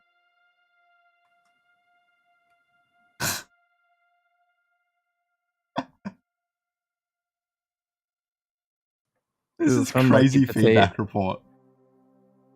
Wait, how? That was close, actually. The Jotun almost gone. Fernite is going to cast on it. It's not enough damage. No. It moved over to the other Illuvial too. Oof. Ah! He does drops get the Jotun in the tornado. Down, so that's going to be a lot less damage at the very least. Oh my god. What is going on? Meteorite coming out. For a brief moment in my arena career, I thought Meteoric was overrated, let my opponent get it, and insta lost a game. So, never again.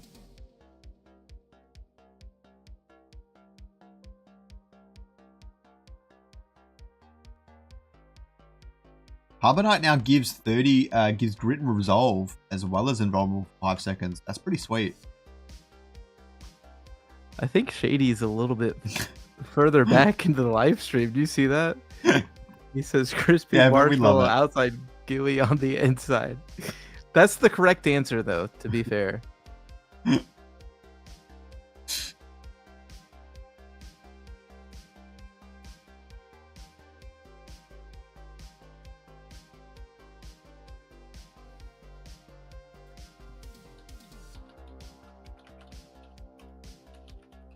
He's gonna get the Meteoric. Oh my god. Zad Kill, what are you doing? What augment did he take for that? Did you see? I'm not sure. Dudor thinks BO3 is good.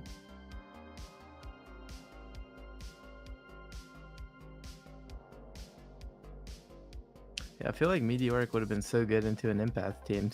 That's just even more stuns into the empaths that want to get their omegas off.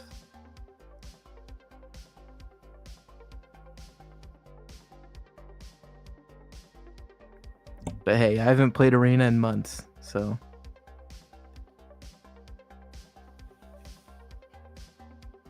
You're gonna put it in the Meteoric early to get the early damage, don't you?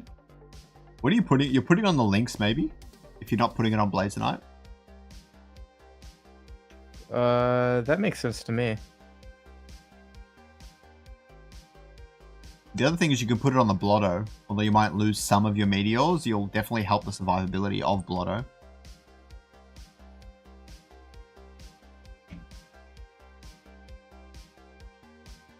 Soda reckons the Behemoth stuns are able to chew through this team. I have no idea what is going to happen with this. My concern is that this team has a lot of blinds in it, which are not exactly friendly to Behemoth. But the stuns do help offset and slow down the frequency of the blind, so there's that as well. So it's interesting. Yeah, it's also possible they stun him out of his Omega before it can even go off. Zad Kill said he's disconnected and lost his internet. Oof. Unlucky.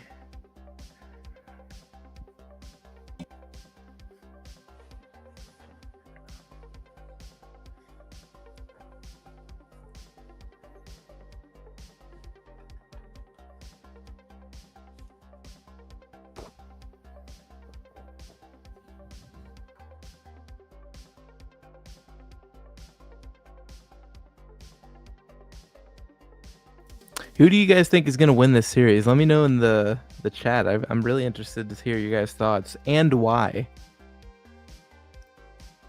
Soda thinking the Behemoths will chew through the empaths. I could see it. I could see the argument for that.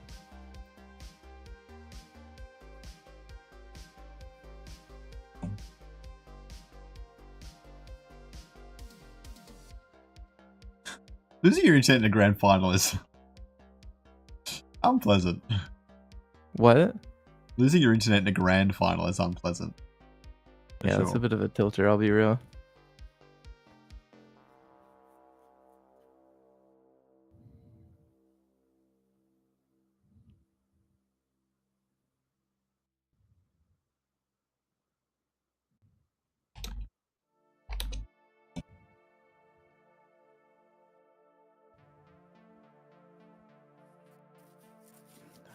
Oh, that's a great point.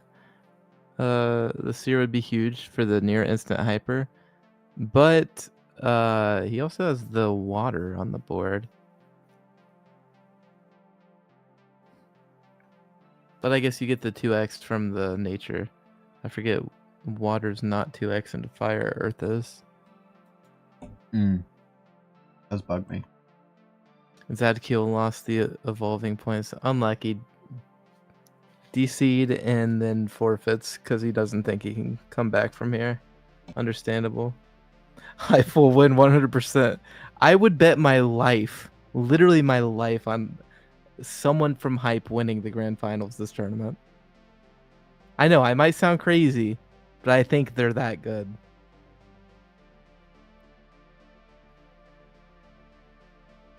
Oh, Pate agreed to redo.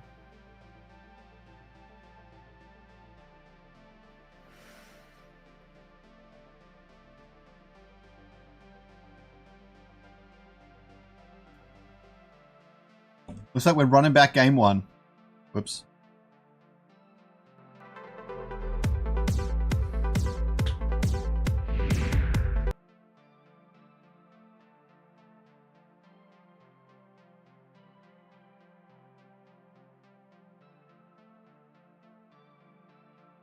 Dudas says Pate will win to represent the F2P players. We'll have to see. Yeah, Blazer Knight's not free to play. Neither is Geyser. Let's admit, Fern is an alluvial I've seen a lot of in terms Yeah, of tier same. 4 alluvial. Yeah, I completely agree. I wonder why that is. I wonder if he's just easier to pick out or if he's just popping up more than he should compared to the other tier 4s. That's what it feels like, because I completely agree with that. Let us know in chat if you feel like that too, because I feel like I get so many ferns compared to like Ebb or Flare. But that, oh, now that I'm thinking about it, I always play on Brightland, so that could have, that could definitely be a reason as well.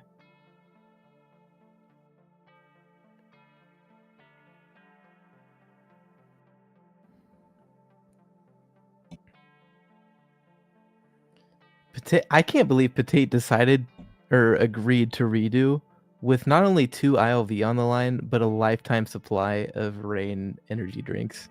That is absolutely insane to me.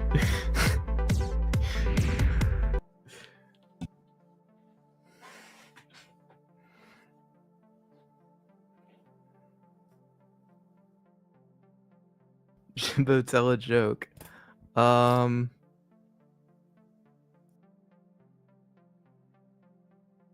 You can't put me on the spot like that.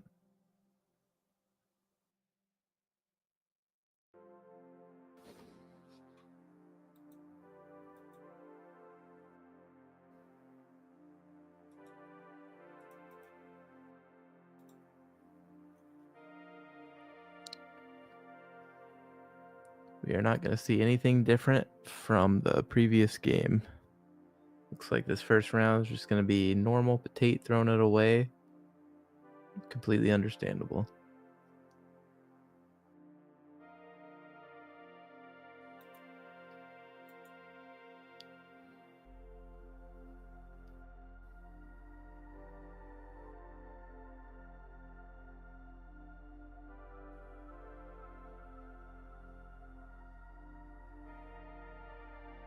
Okay, goes for the shield. Makes sense with his empath clumps.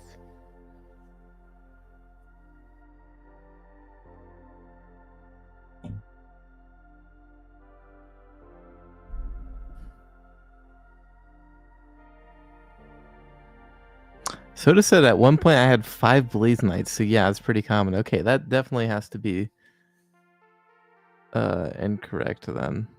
Or not incorrect, but like the drop rate for Fern as a tier 4 is too high. Well, are there any other tier 4 nature alluvials? I don't think the affinity would affect it though, right? Because because it's only the first 3 regions, when the open beta releases, they're going to it affects it. Alluvials are, yeah, but like it's tweaked. But what I'm saying is nature is big in both Abyssal and Brightland. It doesn't go the same for any other synergy in the game. Water is not good in 2 of the 3. Fire is not. Earth is not. And air is not. But aren't they balancing it because there's not all the regions are out? I don't know exactly what they've done. I have my theory. My theory is essentially that they've brought all of the ones up. So basically, take Brightland Steppes, for example. Fire and earth are supposed to be pretty much non-existent in those regions. And what I think they've done is they've made fire and earth like a 10-15% chance, like quite decent. And then lowered everything else to suit a little bit. Yeah. That would still make nature the most common overall. Yeah, I would agree. Something like you're probably right. That makes the most sense.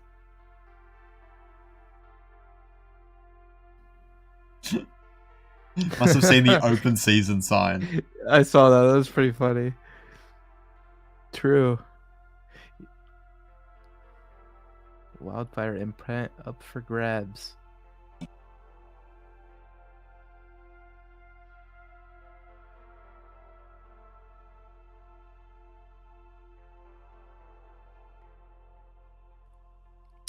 You got to think there's no way Zad Kill gives him that. So.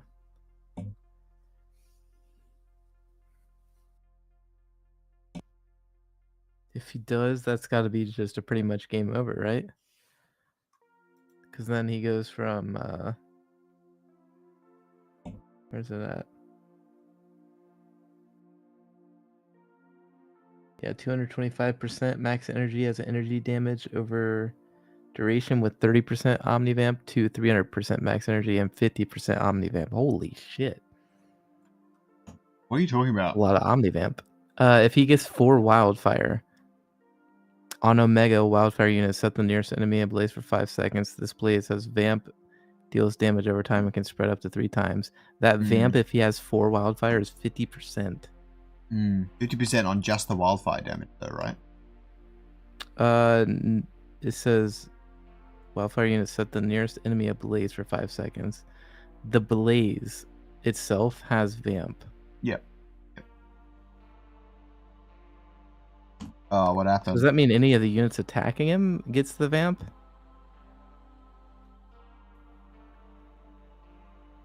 I don't know. Chat will give me that information in a second. What is happening? Someone bugged out.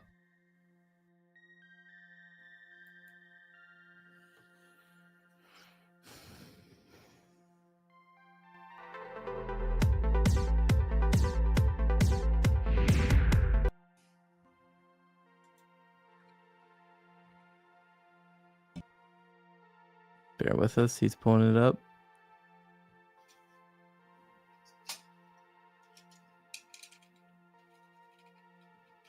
Appreciate you guys for sticking around. I'm sure Zaddy Daddy, and Petite appreciate your all support. Hype Gang is still hanging out. You love to see it.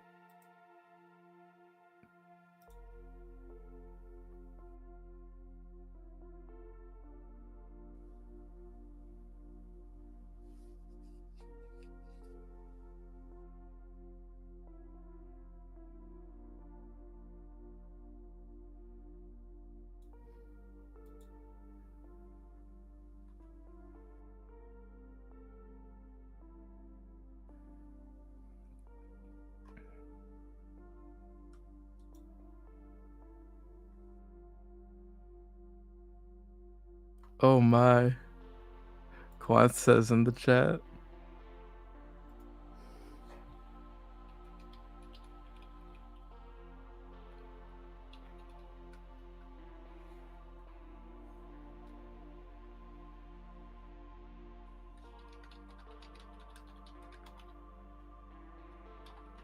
Tuhei's asked before, is Rain really a sponsor? No, Rain is not actually a sponsor. That is just a not funny meme I've been saying all day today. But thank you. Shout out to Rain for sponsoring us, giving us 2 ILV, and the winner is legitimately, this is not a joke, getting a lifetime supply of Rain. Imagine if Rain like sends me like a cease and desist. I would feel so bad. Oh, that'd be like the best Twitter post. It really would be.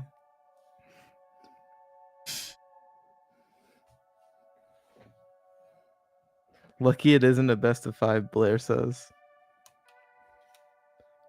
Well, if we have to redo it again, it might as well have been.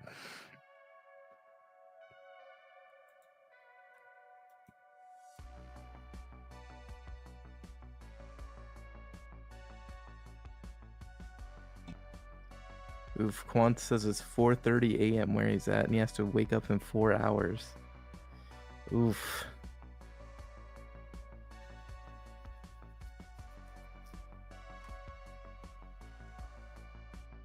Alright, looks like Potate's finally almost back in.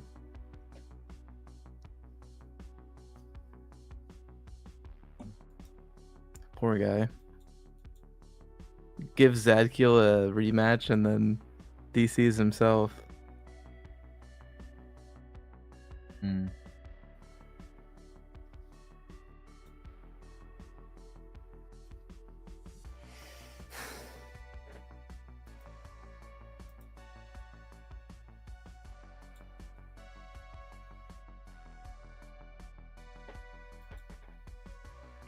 I want to see what this game looks like when he loads back into it. But if it's like fucked, then we'd redo it.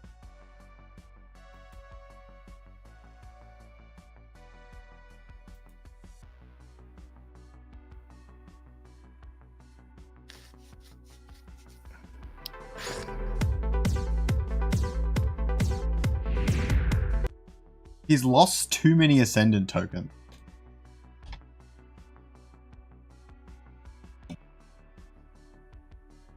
Yeah, he can't even win.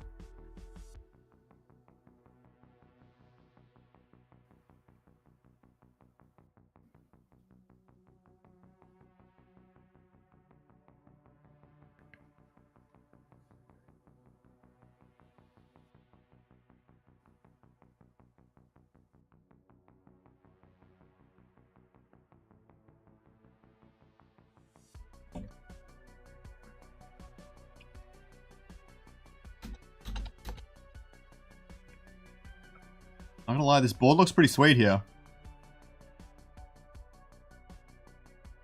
Dude, what happens if you don't pick an augment? It just gives you a random one.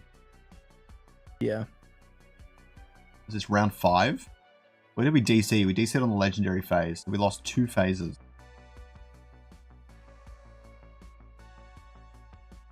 Colossus coming on the board. Oh my god. He's got 3 ascended units. And Patat has 1. The difference is monstrous.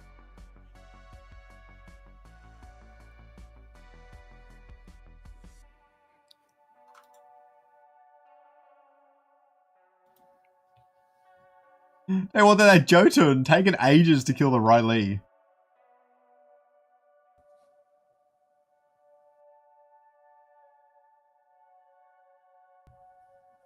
Must admit, this is faster than forfeiting. True.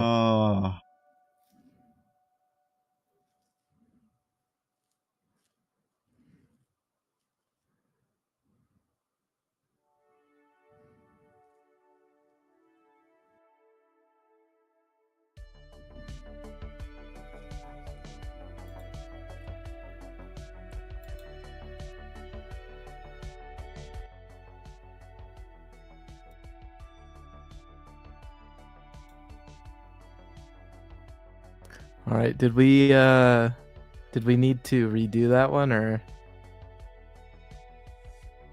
I'm leaving it up to them.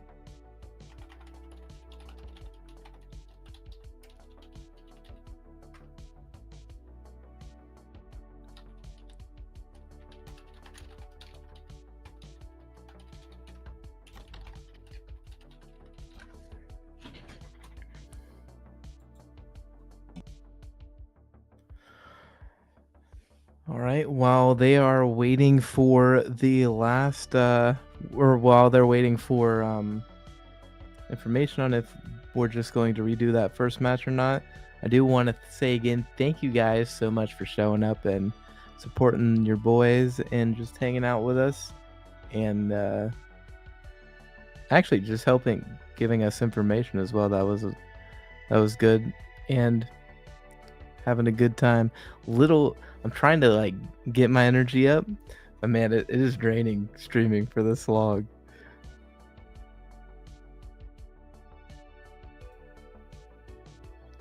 The disco flawed the match. I've never heard it call a disco before. Yeah, they're saying they got a best of 5 in the end anyways. I know, right? All right, let's see what we got here. Let's see an actual game all the way through. Corrosive coming off the bat. Oh, that's funny. That's real funny.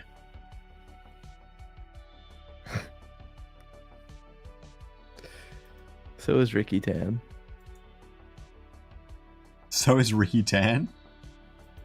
What did he say? Yeah. He says, "What's good, guys? It's TSG."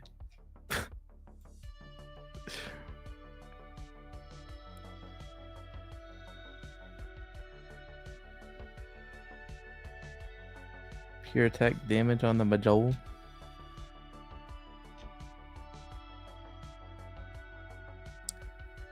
Potate finds it a waste to even put his weapon on. Says, "I'm not killing shit, so fuck it." Oh. 2 crit chance each second. At 20 seconds in, 40 crit chance. That's not bad.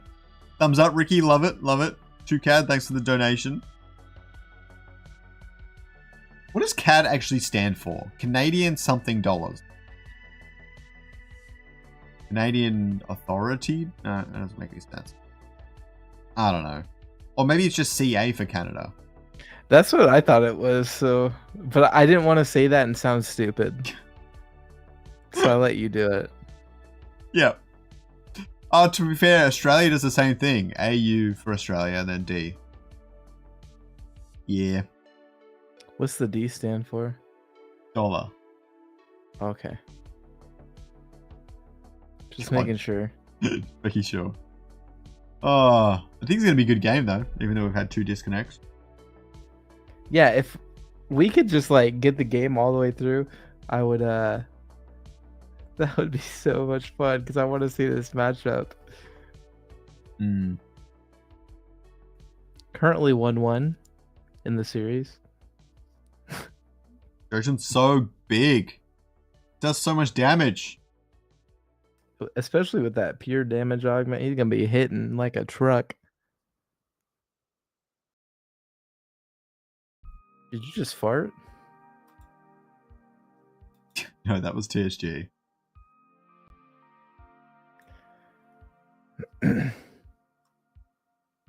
I can't even see that he's in here.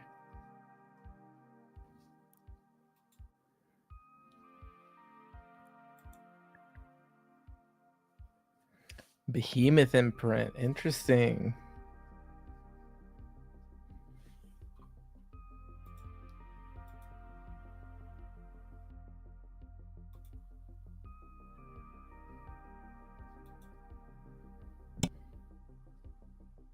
Ooh, he does get it. Oh, never mind. Sorry, that's Potate. My bad, boys. Potate. Zad Kill decides not even to go for it.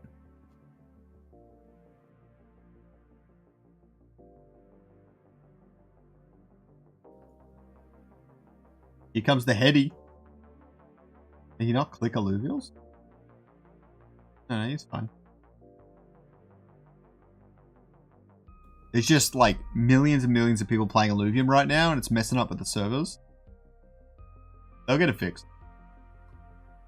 Stop. Had to counter the behemoth imprint. Oh, you hate to see that.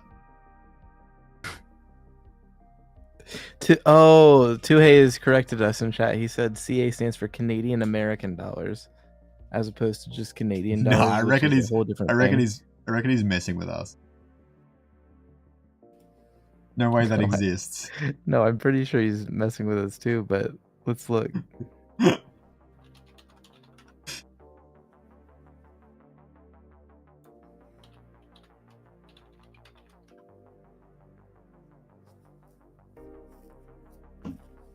Wildfire flavor of rain. That would be great, dude. That would be a great partnership. So that's what we should aim for. One of your favorite parts of the whole energy drink thing is that you have a different one every time. What happened if we did get an energy drink sponsorship is we wouldn't be able to talk about any other energy drink. Then what are you going to do? Yeah, but if we get a good one, we can just talk about a different flavor each week. You know what I mean? That's true. That's true. And then we can have people send in pictures of their favorite version of that energy drink. Big heals here. Jotun's slowly Big going chomps. down to the wildfire damage. Oh. Gonna drop. Nature Grocko. One of the best Grokkos in the game.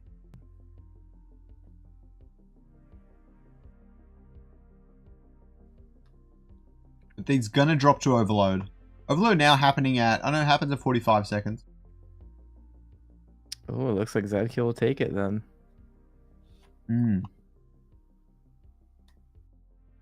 GG Zaddy Daddy.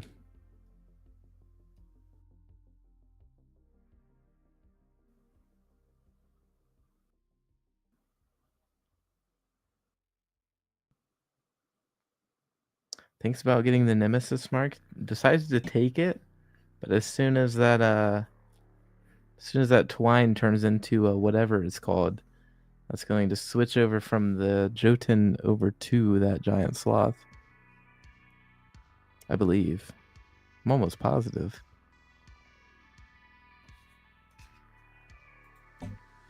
Especially with the way that the Colossus works.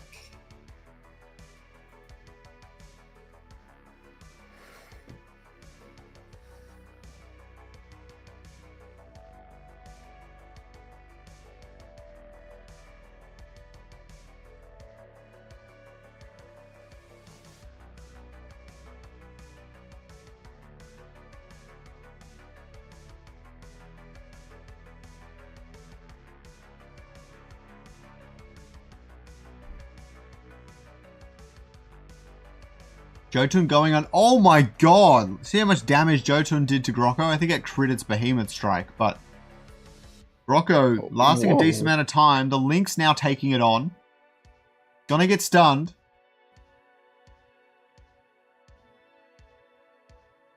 Unfortunately, the stun doesn't actually knock Lynx out of the cast. The cast just happens over time afterwards.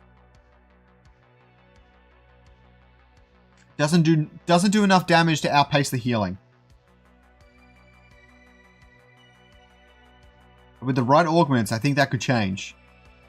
Not to mention, there's no Seer on the board yet.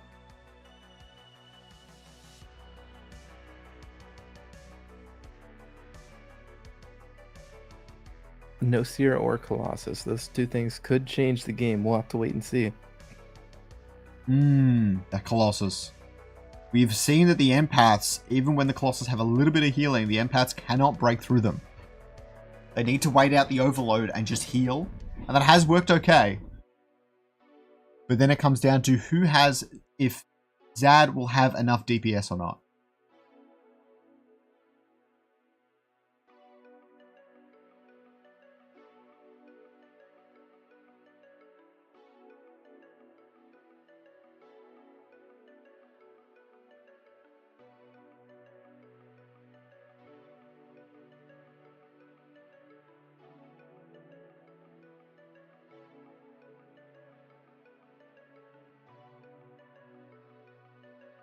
Is he swapping too early? He might have just enough damage on the board to Oko Zad, but I don't think he's going to be able to get that.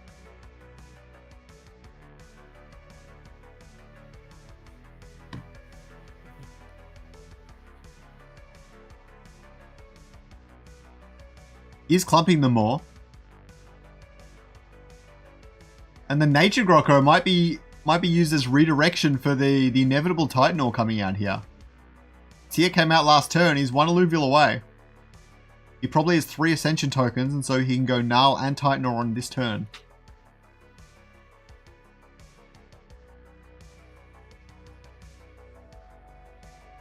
The only issue here is the Riley has Corrosive Aura, and it's currently not in the best spot to maximize that straight off.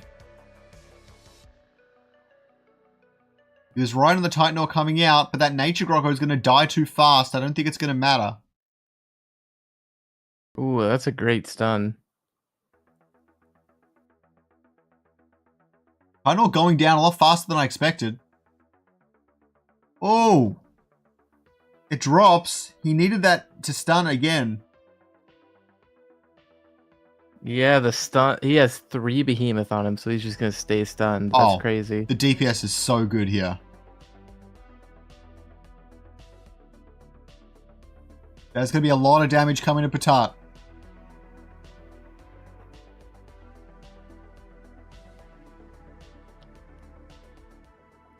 Patat did save an Ascension token that last round, so he'll have an extra for this one.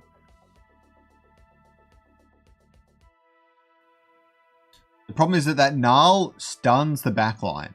And so what's going to happen is the Gnarl is also going to contribute to stunning out Blazer Knight. I believe it's a mega stuns. You can correct me in chat if I'm wrong. Gnarl's Omega? Yes. Yeah, it stuns. Oh no, it knocks up, sorry, but still acts as a stun. Riley going to the front line because it has the corrosive aura. Getting the Templar on the board. I don't know if it's enough, but he definitely needs to stall them for longer. The Nature Grocko doesn't actually help that much there. It just wraps around anyway. Dropping everything centrally could really do some good work. It might redirect the Titanor enough.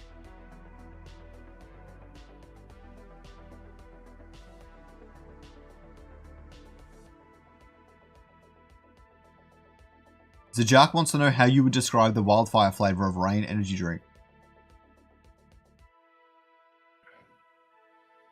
I feel like it would be spicy.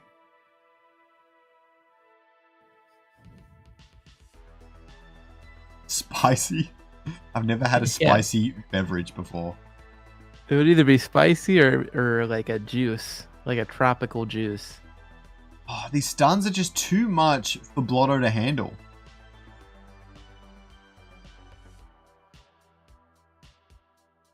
Putting everything centrally was an honorable attempt, but clearly it is not enough to take on Zad Kill. Yeah, I mean, Zad Kill just has so many behemoths. He's hitting it from the front. He's hitting it from the back. Just from every single angle, he's getting stuns off.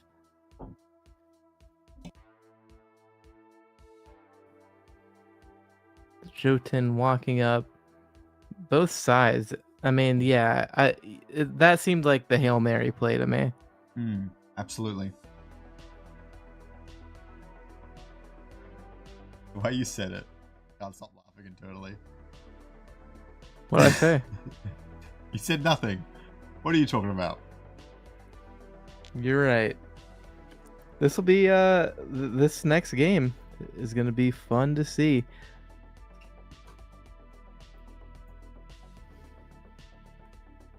Zad Kill bringing Patate to match point in this grand finals for Illuvium Inferno 12. They'll be talking about this one in the history books. And again, Zad Kill looks like he's feeling himself. He's in his flow state. And I wouldn't be surprised if he took home that lifetime supply of rain. In chat, Soda said that Patat actually gifted the Seer to Zad Kill about half an hour prior to the start of the tourney.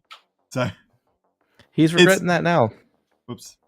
It's his own Seer tearing his team apart. Damn. I mean, maybe they'll just take the prize money and split it. You know, like it's fine. True. Maybe it's like Shout the out Seer Rain. comes with a 50% of your winnings. I feel like that's fair, to be honest, right? Because he would not have gotten this far, or his team comp at least would not have been this strong without the Seer. So.